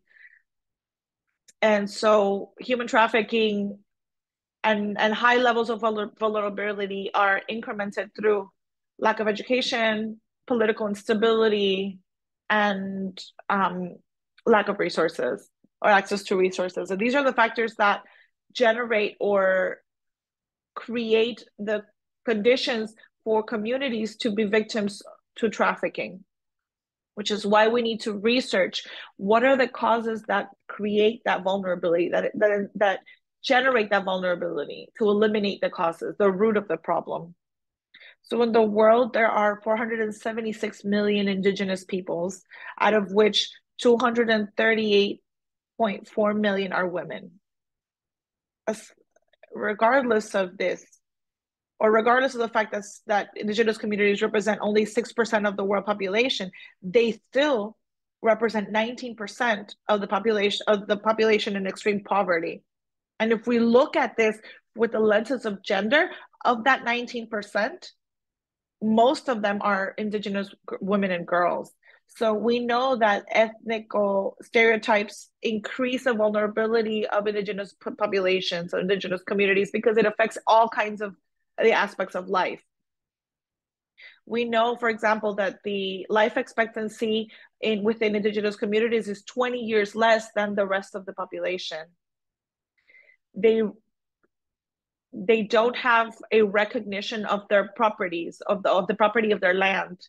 And a lot of the times, indigenous territories have great natural resources that are of interest for the rest of the population, and for example, large corporations that exploit them with that respect to culture, to the environment, to the communities and these lands. So that is also very much linked, this type of crime, to resources and the indigenous communities, who are the safeguards of these natural resources of the planet. And to protect these territories, they suffer a lot of crimes. And in all territories, most of the environmental champions are indigenous peoples, and they are the ones who are being murdered, for example. And in Latin America, this happens a lot, which is extremely sad and problematic. Also, indigenous communities are the last ones to receive public services. A lot of communities don't have necessary infrastructure and just the tools or the means for basic development. Generally, the ones that are the most affected are indigenous communities. They face multiple obstacles to access formal economy, lack of employment, especially the lack of employment of the youth, because there's a discrimination, because they consider them that they're not capable of carrying out work, because they don't have the abilities in terms of language or knowledge. And there is this huge stigma around this that is left from colonial times, that we need to deconstruct and eliminate. And all of this generates more vulnerability for these communities to fall into trafficking or victims of trafficking, not because of who they are, but because of these conditions. A lot of the times, the voices of us that are fighting against trafficking, we don't really incorporate a lot of data and a lot of information on indigenous communities. We've done some research in the Peruvian Amazonia, and we have translated that research to one of the indigenous languages in Peru. And it's the first time called lengua shanica. And that's one of the first times that a research has been translated to indigenous languages, so that they can read it, and it's easier for the communities to understand, and to generate conscious, and to generate awareness. And we have to educate even the institutions that are working against human trafficking, like Free the Slaves, because we need to make sure that our research is accessible to the communities that are vulnerable, which is why we created this. We are trying to team up with FIMI, because we need to understand what are the particularities of the indigenous communities, and how, from their cosmovision, they can help prevent human trafficking, and they can help their communities, and how we can reintegrate methodologies that use their beliefs and their spirituality to be able to combat human trafficking and create awareness. And this is something that hasn't really been done, and it's a priority. In the case of indigenous communities, the cases or the risk factors that are more common are lack of access to educational institutions. And when there is access, there's a lack of secondary education. Sometimes teachers don't respect native languages. And for example, in Peru, by constitution, in schools, they don't speak, the indigenous languages are recognized, but they don't speak them in schools. There's also cultural barriers to access to education, services, and employment. There's political margination, poverty, access to livelihood, and lack of access to homes. There's a lack of opportunity in making decisions and the decision-making process, accessing that process, and being integrated in these forums where decisions are made and legislations are created.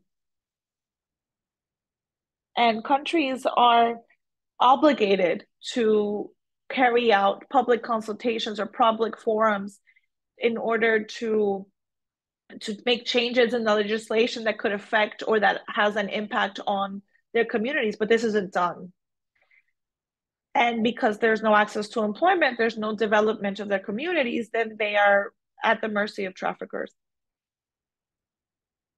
The issues of civil registries in terms of property registries is very extensive.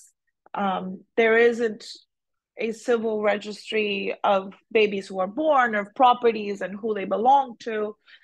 And the truth is that when being a citizen is what gives you the right to have rights, to become a citizen, to be recognized as a citizen. And when you have access to that, your rights are vulneralized. Racism that generates discrimination, which of course hinders the development of the communities. Some of the obstacles is that there's very rarely anybody coming forth to the authorities, and because nobody comes forth and makes the authorities aware of what's going on, there's no repercussions for the felons. And a lot of these communities are very remote and they have no institutions that are close. So you don't even have the money to go and travel to where their authorities are located. So they're completely abandoned by the authorities. So there's a lot of corruption. And they take a stronghold on the communities. Aside from that, there are a lot of difficulties to access justice when you actually involve the authorities, because of discrimination, because of prejudice, because of language barriers, etc. And finally, you have to take into consideration that women and children, Indigenous women and children, suffer violence individually, but collectively as well. Sometimes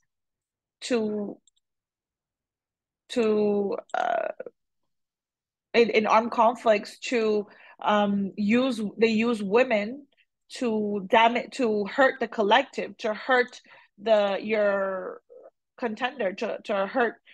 Women are used as a weapon to attack the community by raping them and hurting them. That way you punish the community. And these women don't receive any repair or any consequence to the impact, the damage they have suffered. Psychological and trauma is also intergenerational, because we've had research that says that trauma is inherited. Even if we don't talk about it, it is genetically inherited. They don't only experiment the discrimination of justice systems, formal justice systems, but also they suffer discrimination within the Indigenous justice systems where women are not represented. Here, there's also a very interesting topic to research: is how does the Indigenous justice systems affect women? What are the differences? And if in the cases of Indigenous justice, the women are affected the same way as with the regular justice system, for example. That would be very interesting to look into. Human trafficking is considered a gender issue, and it's very little times it's been analyzed from an ethnic or racial perspective. That's why, yes, there are some things that are being considered, but we have to introduce this variable even more in research, because it's true that women could be affected the most, but we have to ask ourselves, what women? Within the women, which are the women that are most vulnerable for human trafficking? So the variable of race and ethnia is double discrimination that women suffer, not just the fact that they're women, gender discrimination, but also ethnical discrimination. And it's important that we continue researching this. How is this being manifested so that we can broach this and know how to repair these issues, how to broach this, how to prosecute this, how to work this from a community standpoint. Indigenous women have been particularly exposed to violence of gender, like forced sterilization, sexual treaty or sexual trafficking, and forced sexual intercourse, domestic castration, such as the cutting up the clitoris and other forms. And this could be carried out not only by governmental agencies, like in border patrols agents could carry out this kind of violence, gender violence, sexual violence. And it could happen to anyone. The gender violence, rapes can happen anywhere, but it happens a lot with border patrol agents. And it could happen by non-governmental agents. It could happen because of private entities or people that come in with private entities, mining or corporations. And a lot of the times men come to work, and they're usually women are brought in to I guess appease men for they're brought in for prostitution. Private companies, armed groups, among others. So the issue of Indigenous women and Indigenous girls, there's so much going on. It has to do, because it's not just about gender, it's about ethnicity, it's about age group, and that all of that makes them even more vulnerable to human trafficking. How to detect the cases of human trafficking. And I could share the presentation as well. We have selected some options, and one thing is to detect different situations where that could happen, but you have to be able to identify specific cases.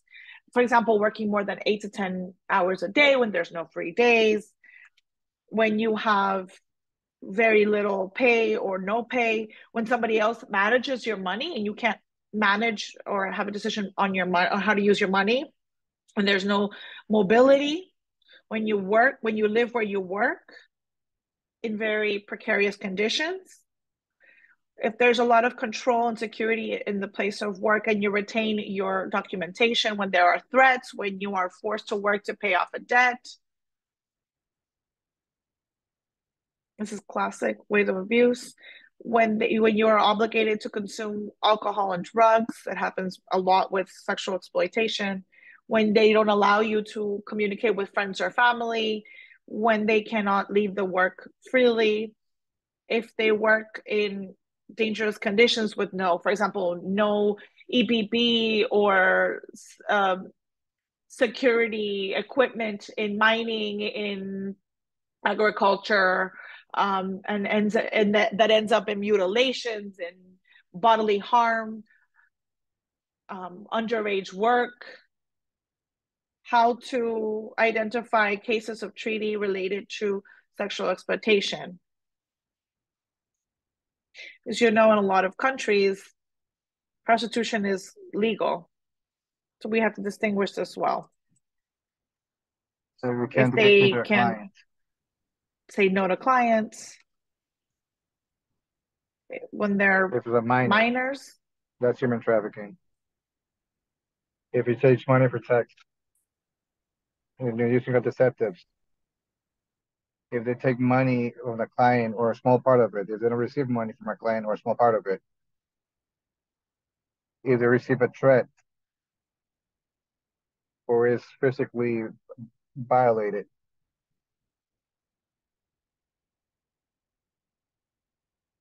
that happens very commonly, or has to do medical exams for pregnancies, or if it's always accompanied to go someplace.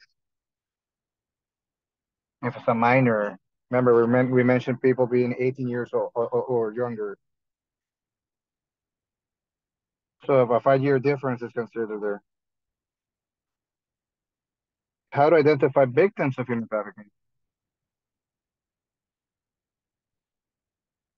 So how can we identify it? According to the behavior of the person. So there's people where you have, for the trauma, how's it going? You see a person who avoids visual contact, shows signs of depression or sadness. It's afraid, or it's always scared, and you look at them and they're panicking all the time. If they can't tell you where they live or where they work, or something like they're like lost, at a loss, they don't even know where they are. They can't find themselves. They're always lost. If they have loss of time, they're very disoriented. They're very nervous all the time. If they talk about it, they're already like rehearsed the answers to what they're gonna say.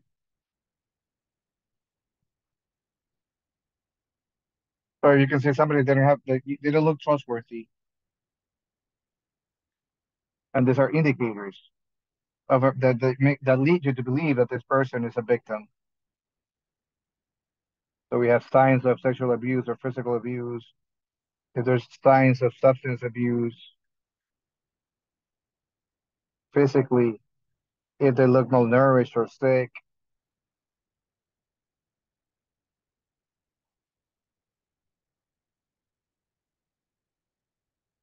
or for people, for example, when you have the situations where you don't have anything in the past, and then all of a sudden they have a car, they have clothes, they have cell phones, and many, many more expensive things. These are indicators.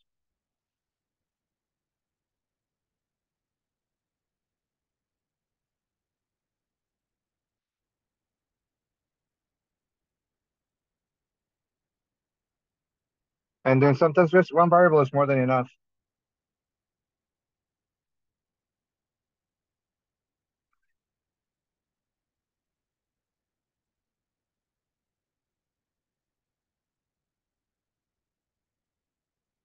And then for them to be identified, they have formal authority. And this is important because if an authority, official authority, can identify the victims formally, then they can protect them now. I can suspect it, but if I don't put the denouncement,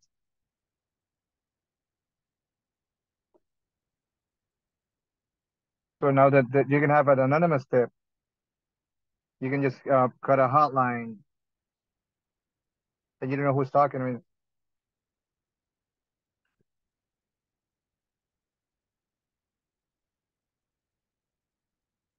but even if the legal authority sees a complaint of a trafficking, then they can have the special needs and attention that they deserve.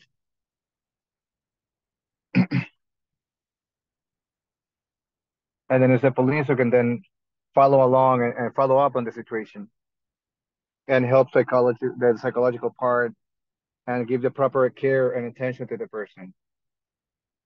So we're gonna take a 10-minute break.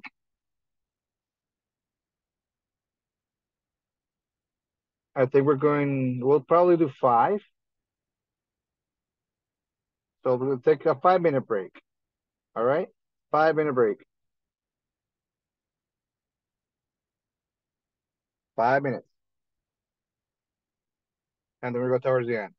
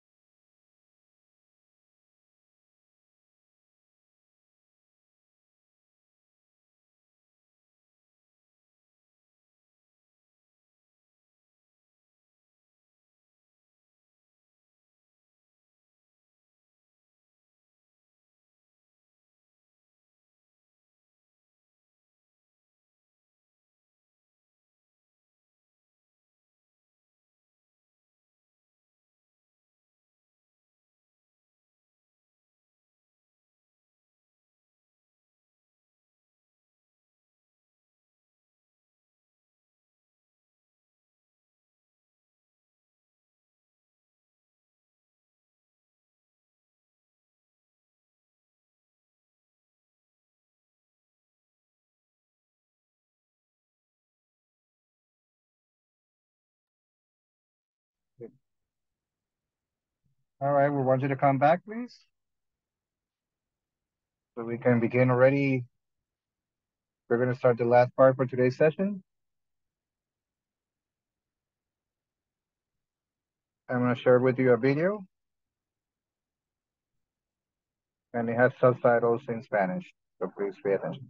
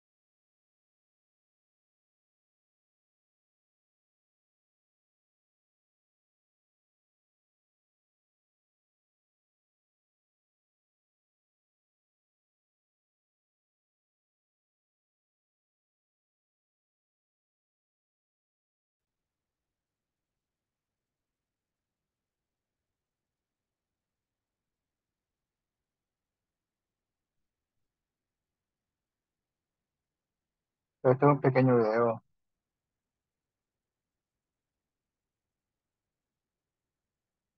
It is the treating with trauma, a little more into detail of it. So we're going to start by defining this. Somebody was mentioning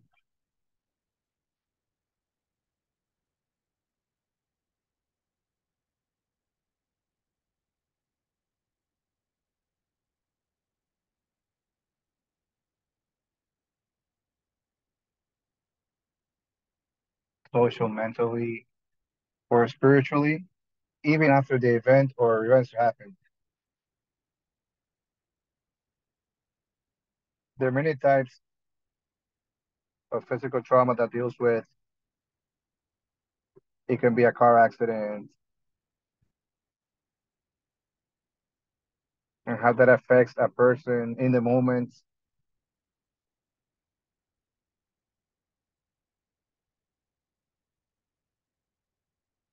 And there's have certain abuses that you see, certain trauma they have because of abuse that can be done systematically through time. During one time, it won't do a thing, but along the pace,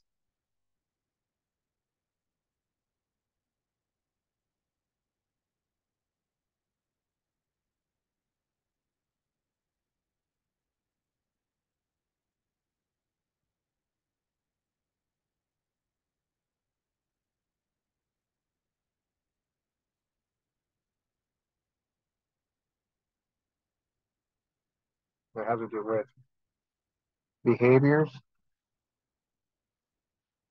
and even with minors, especially with minors. So when we're talking about the symptoms, we have to be the scope, we have to understand the situation. And there's just a few of the symptoms that we have.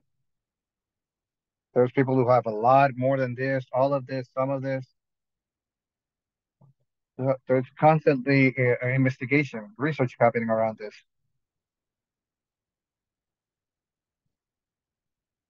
So once we have that knowledge and we start doing the work,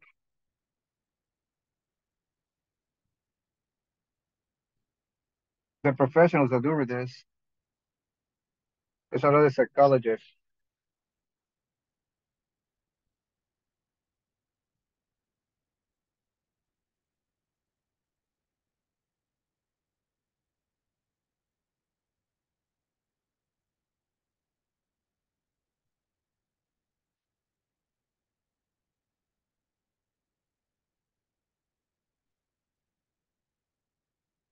So when I deal with the situation is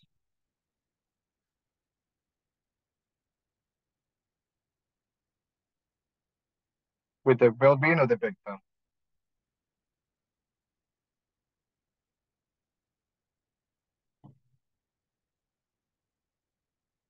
The torture that they happen to go into,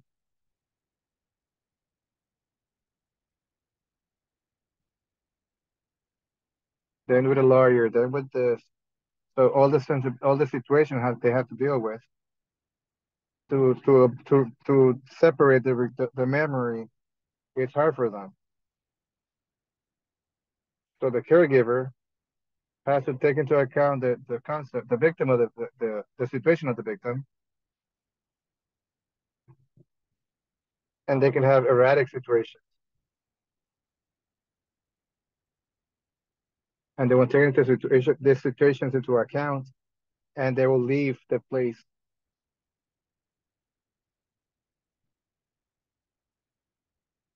And this is not because of a person that has a bad character, but it's just symptoms of a trauma.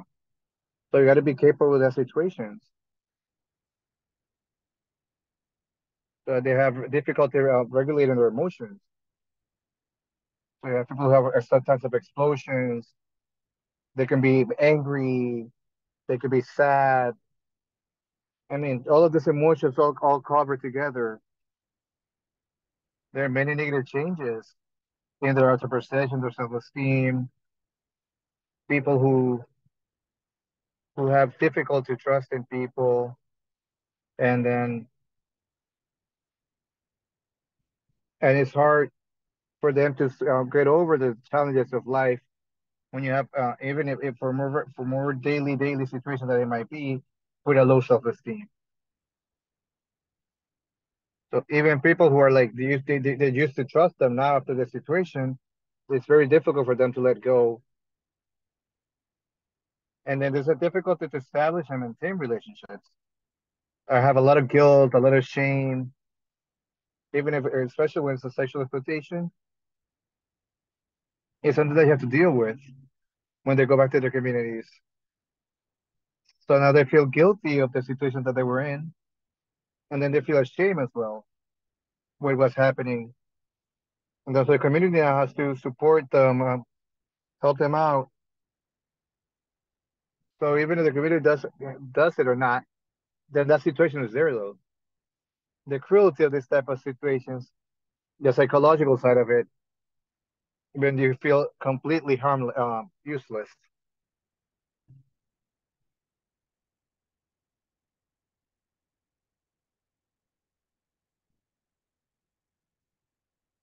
So she was manipulated. So you have to go into a situation and find out what type of situation is going into. How long did it do self injuries as well, with blades, with something, the things that are cutting, the harm that they do physically to themselves. So if there's injuries, what they're made of, so you got to take into consideration when they have certain reactions, we can be completely harming them more.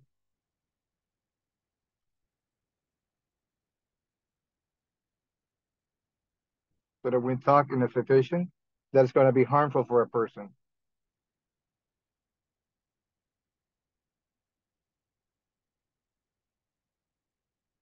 So there you have the psychological part. So we have autoimmune diseases, stomach issues, distortion of reality. There's a lot of impacts here that they're taken into account. So how do we treat these victims? Like I mentioned, it's possible that they act in a self-destructive way. So I come to a center and you see that they have an improper expectation and very aggressive, or they have a bad character. Something's going on, you know? This is a person that went through a big situation, and we can even lose a victim who because they will be afraid to come back again if we don't know how to deal with them.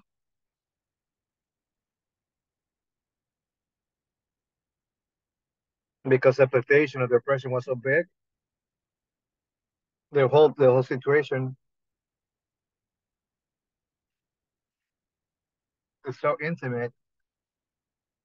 Dealing with that process destroys physically and emotionally a person, and they don't know what's good, what's bad, what can I do, was it my decision? So the whole distortion of the reality is a fact,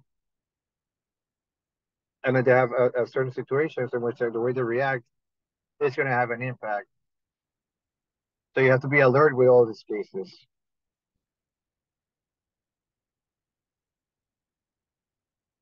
So basically, this is understanding the impact of the trauma in the person who's being treated and how to answer to this impact. So you have to be able to make it sustainable. So you have to offer that physical, psychological, and emotional safety for the person, for the surviving person. Because sometimes the stories are so horrible that you have to be able to deal with them, or have the people that are really prepared to accompany these people in each situation. So we try to avoid that we don't cause more harm and help them retake their life, control of their life. We understand that there's a psychological impact, and we had to be able to release that harm. We have to be able to embrace them, make them feel safe. And yes, you gotta go tell this person, and then you gotta tell that person, you gotta tell that person, and this person they're having to relive the situation over and over and over is something that's very complicated for the person dealing with the situation, and it's very rooted into them what already happened to it. So that's what we're trying to avoid, and we gotta protect their rights because, like we mentioned,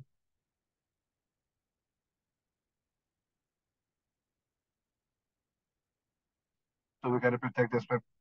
The ones that work, that read the work, the victims, you gotta make sure that there's confidentiality.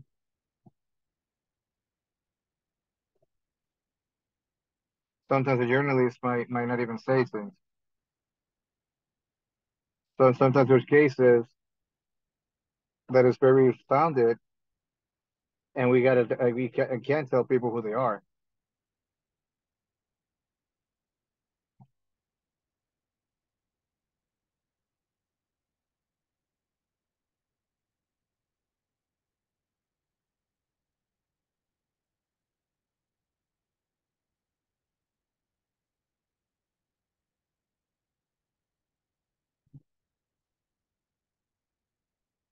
So therapy, we're talking about, we go a little more in depth of the person.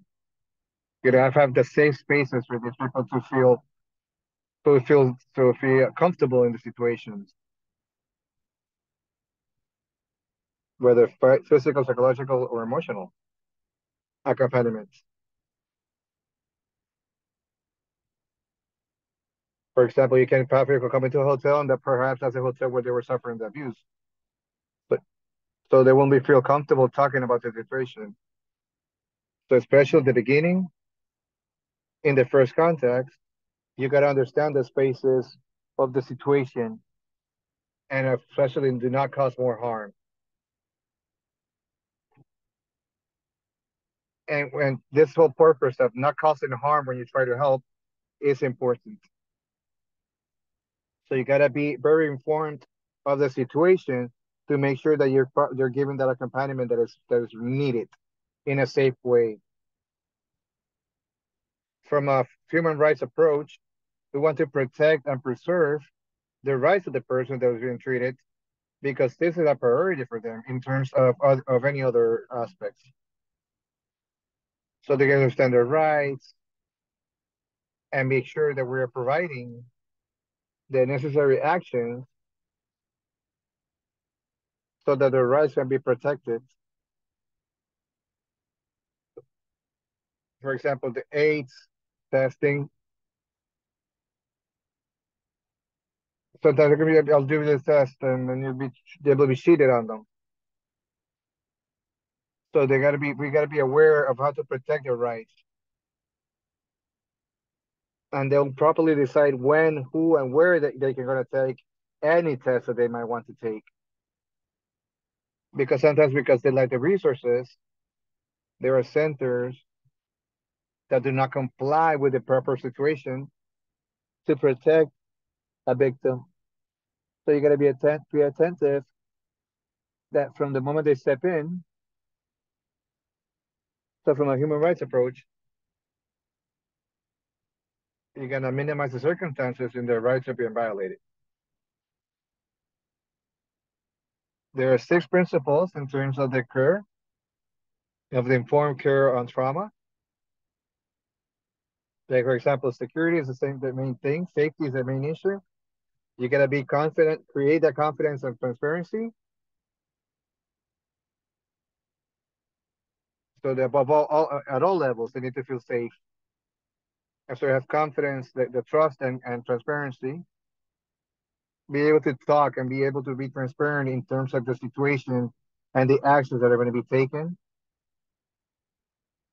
Many people are being cheated because of by people that they know. So this type of trafficker is more common nowadays, who are going to be kidnapped because of the environment that they live in.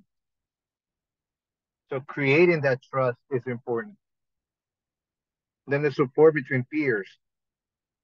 The fact that there's people there who have gone under the same situation, who have done something common, something similar to them, allows them psychologically to open up and feel safe. And then we talk about questions have to do culturally and gender based. So there are circumstances that are very intimate now with the police, with the women, which makes things that are making more complicated. But these are things that you have to take into account in order to to create the right environment. So that we have, if a victim is a woman, make sure that you have women around that will make them feel secure. And then sometimes you have barriers created because of people that are not from the same origin. So you have to sign like a translator, and then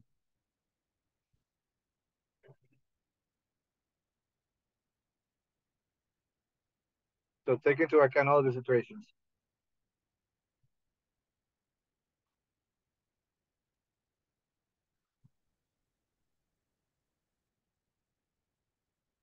So somebody that there's an exchange there. That it's not that I'm more important than you. So we're going hand in hand. So there's to have an agency, but we're working hand in hand. I'm here for you. I'm not above you. So, and then we talk about empowerment and voice and choice. So once we create that strength in these people, they can take control of their life. So the whole process, a little by little, they understand that their voice has a power.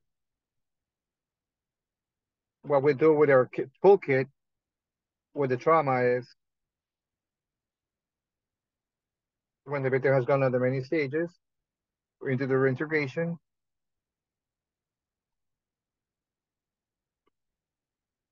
the resistance for this thing in the communities is we take a format with certain questions that allows us to create a questioning and create the communications about their life. And this is also important. So this is the 6 principles that we take into account and that we need to take into consideration with these victims, which are humiliating. These felonies that are so humiliating. And as a summary, I just want to say that the focus based on rights is to recognize the rights of the people who are suffering human trafficking are protected and that they're not re-violated through the process of liberation and reincorporation. Because if they are, it's like going backwards. This is one of the handicaps or the main focuses of a focus based on rights.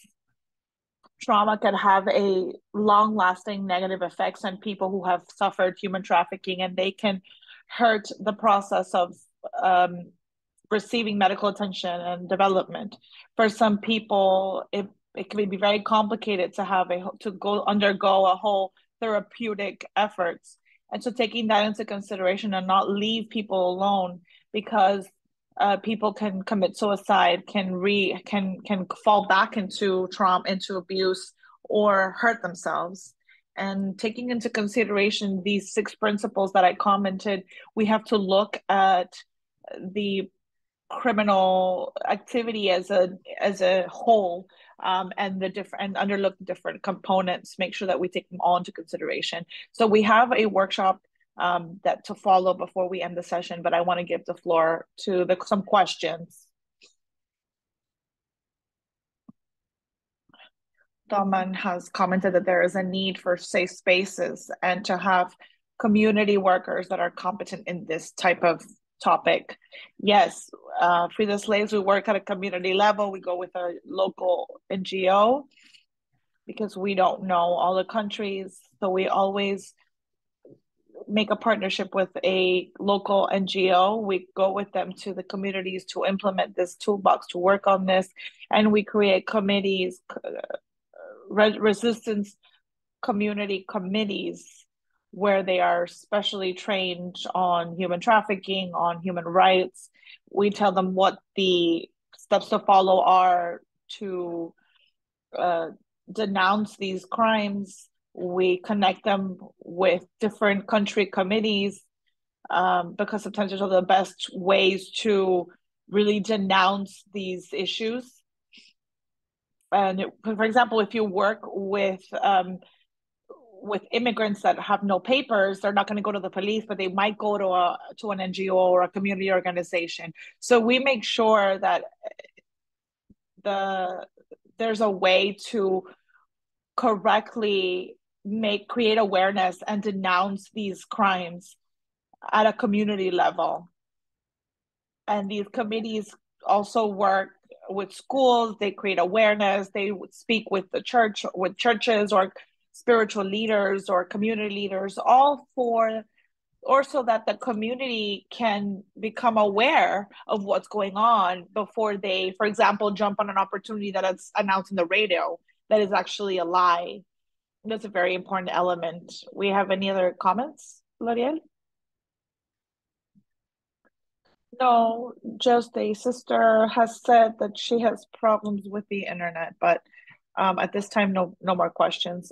I'm so sorry. Well, if you want, we can go ahead and move on to the group work. We're going to divide the groups by region: Latin America, Africa, and Asia. Latin America will have Dunin from FIMI. In Africa, we'll have Angela from FIMI. And in Asia, we'll have L'Oreal Sanchez from Free the Slaves. The idea of these groups is that they will show you on the screen some questions on what we have done today. And what's important is there's questions on trafficking. I'm not interested in you copy pasting the definition. I want to give me the definition of what you have understood. And then there's a case for you to identify if it's human trafficking or what kind of abuse it is. The thing is that you choose the representative so that person can explain what the results of the workshop. If it's a case of human trafficking, yes or no, and they can explain the answers for the group. For the Africa and Asia sisters, the exercise is in English, so they're not going to have any problems with the language. We're going to give you a few minutes so that you can get organized in groups. The sisters will share the screen so that you see the exercise. You will take notes, but one of you, group members, are going to be the ones who will present the results or the answers of the exercise to the rest of the sisters. So let's divide, or let's split up into groups, and go ahead, and if you guys have any questions, go ahead and let us know. We're ready to start per group.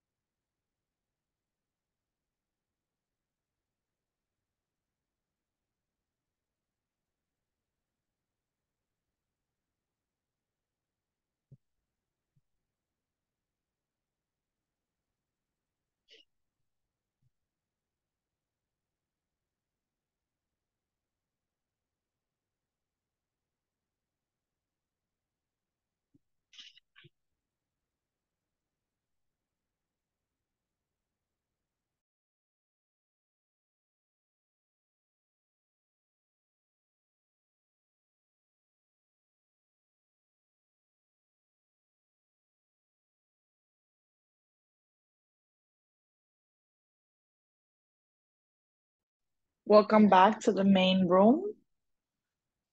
We are going to start quickly because I know you guys have to leave soon. Let's start with Latin America.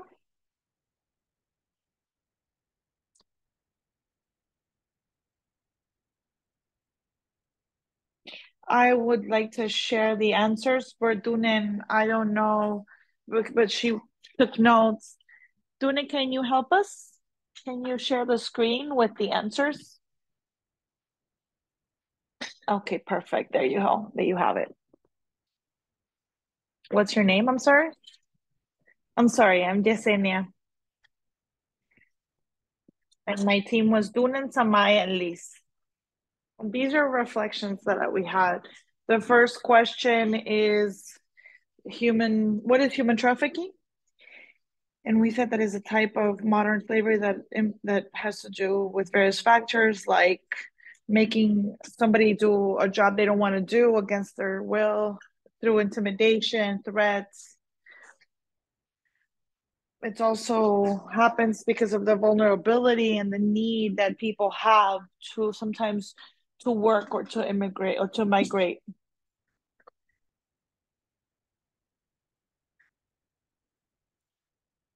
And we also have to highlight that there are three main elements: capture,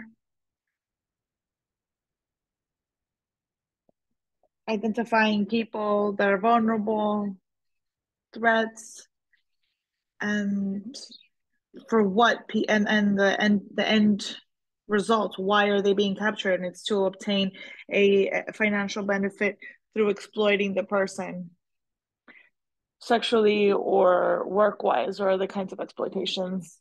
In question number 2, 4 modalities of people trafficking. One is work exploitation or labor exploitation, when sometimes you fool people with fake expectations or fake opportunities, work opportunities.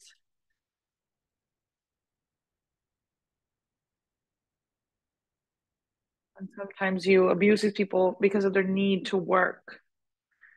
Can you go up a little bit, please, so that I can see the ones at the bottom? There's also the modality of child labor. Another sister was sharing her example, Liz from Bolivia. For example, the mining center of her community or close to her community would call miners to work in mining.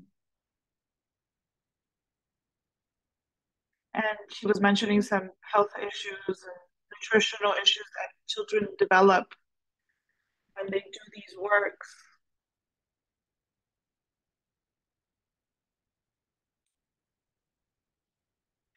Another example is the domestic service, and we see that a lot here in Latin America. Human trafficking with the intention of sexual abuse.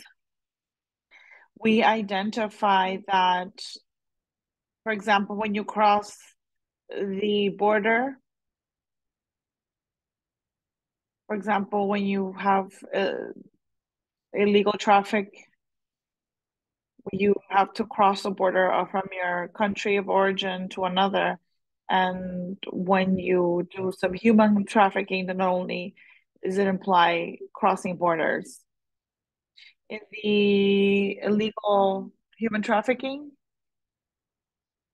it doesn't necessarily have labor exploitation. And sometimes the person is conscious that they're moving from one place to another illegally. Illegal human trafficking also happens with the consent of a person, meaning that they don't always are taken against their will. A lot of the times the person comes in contact so that they come to an agreement so that they can be moved from one place to another illegally. And question number 4, identifying risk factors that could come about in our communities. We spoke about mining. Another risk factor is a lack of access to education, or the little access we have to education in rural and indigenous contexts, marked by poverty and margination, and also the little amounts of information, or the limited information that we have in regards to that in our communities. Aside from the fact that there's little information, there's very strong cultural barriers in regards to culture and language. And the last exercise, which was to identify a specific case, we no longer had the opportunity to talk about it because time was up, but I read it, and I think that at the beginning, for that specific case, at the beginning, it was combined, it was illicit traffic of, it was illicit human trafficking, because the person paid an amount, but once that was done, he was a victim.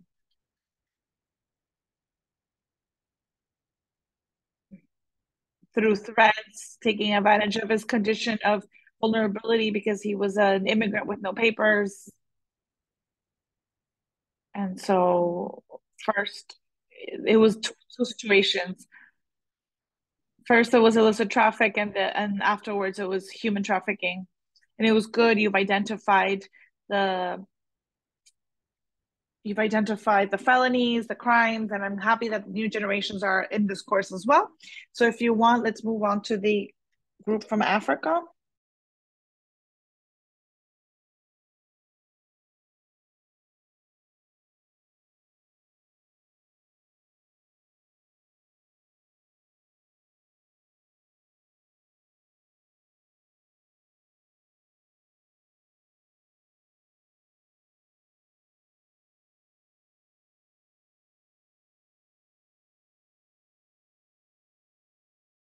Who is a representative from group 2? Vivian is our representative.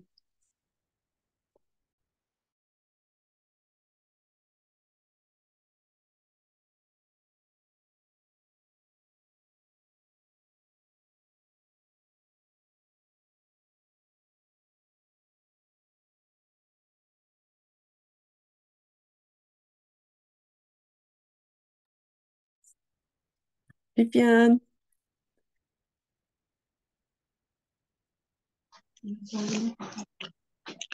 Greetings all.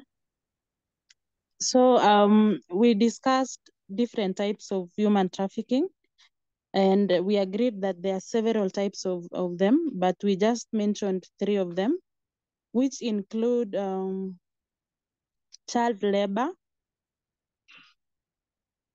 whereby children under the age of 16 years, 15 years, or 10 years are given work that surpass their capacity. And then another type is sexual exploitation, where women and girls are forced to engage in sexual acts contrary to their willingness.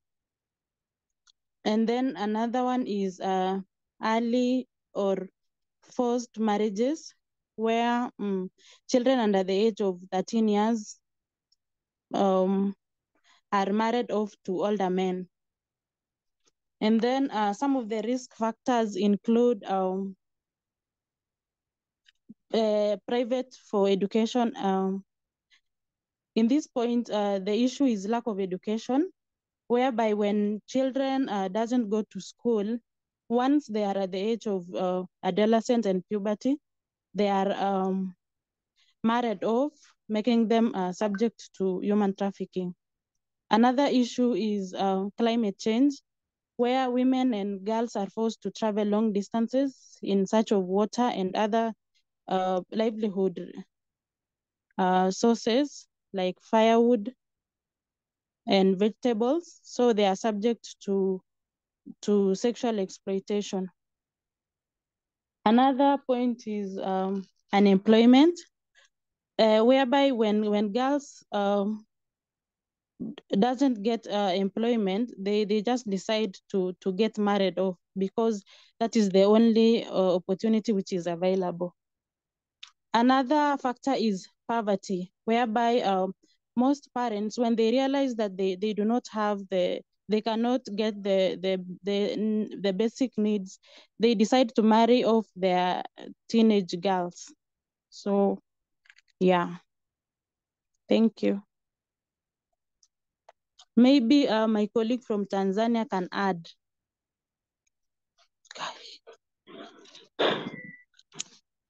Thank you so much, Christian.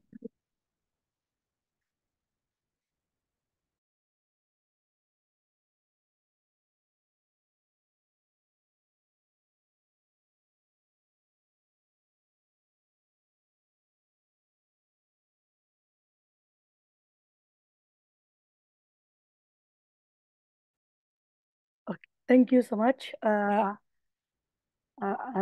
speaking on behalf of the Asia groups. We have the answer as the following. What is human trafficking?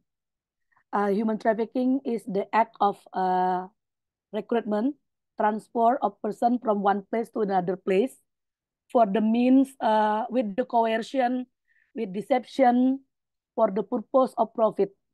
That's our definition. And human trafficking is an illegal business or trade. It's based on sexual exploitation and forced labor. It is kind of abuse of human rights. And it uses a mechanism that force people without their consent to do the things against their will.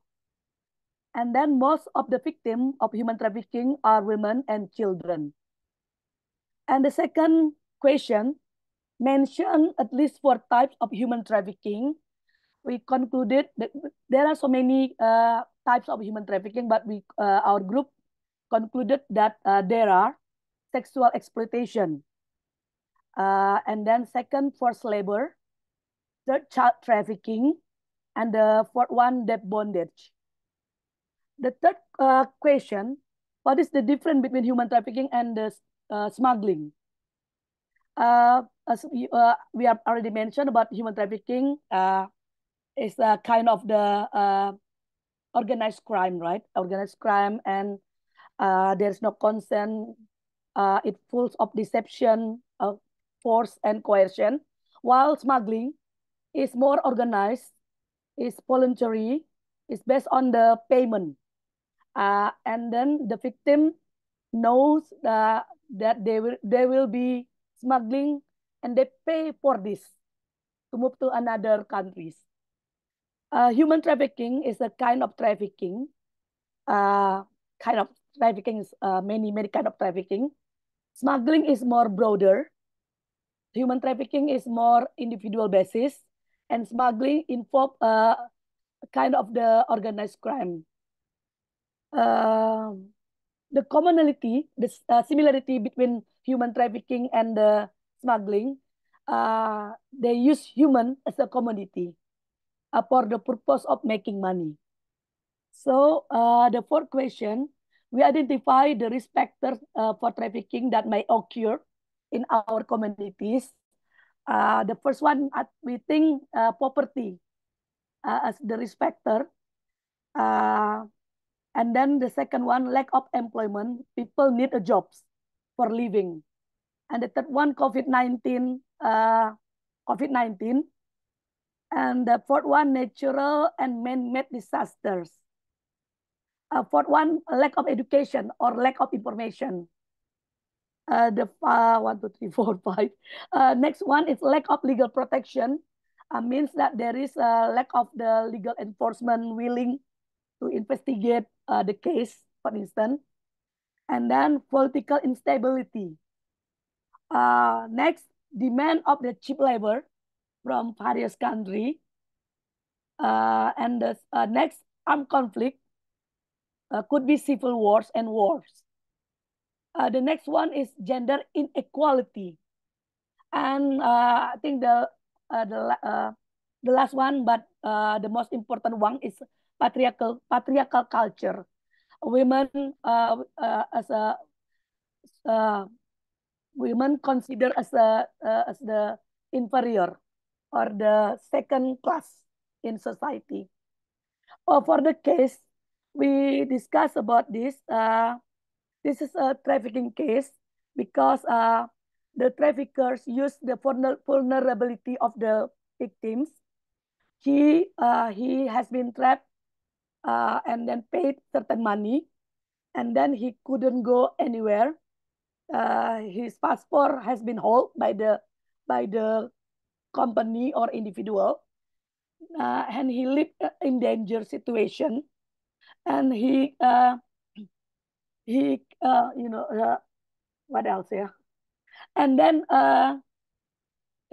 his life in dangers, and also uh, uh, he doesn't know where to go, yeah, he cannot go where to go, he cannot visit his family, and he's under the circle of the victims, yeah. I think my friend from Asia maybe can add about the case, please.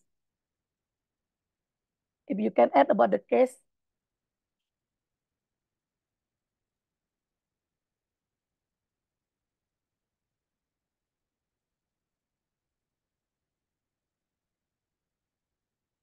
Gracias.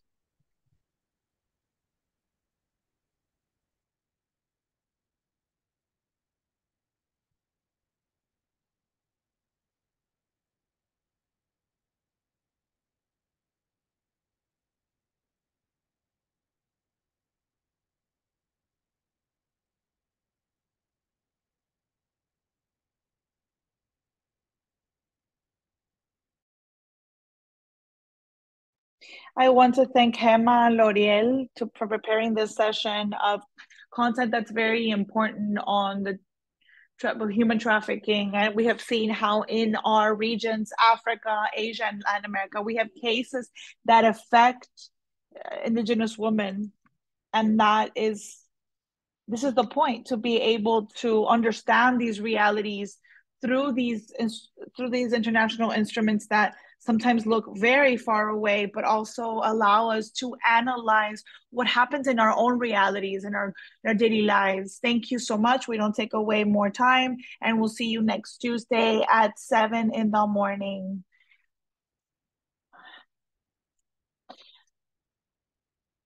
Have a good afternoon. Have a good day. Thank you to all. Bye.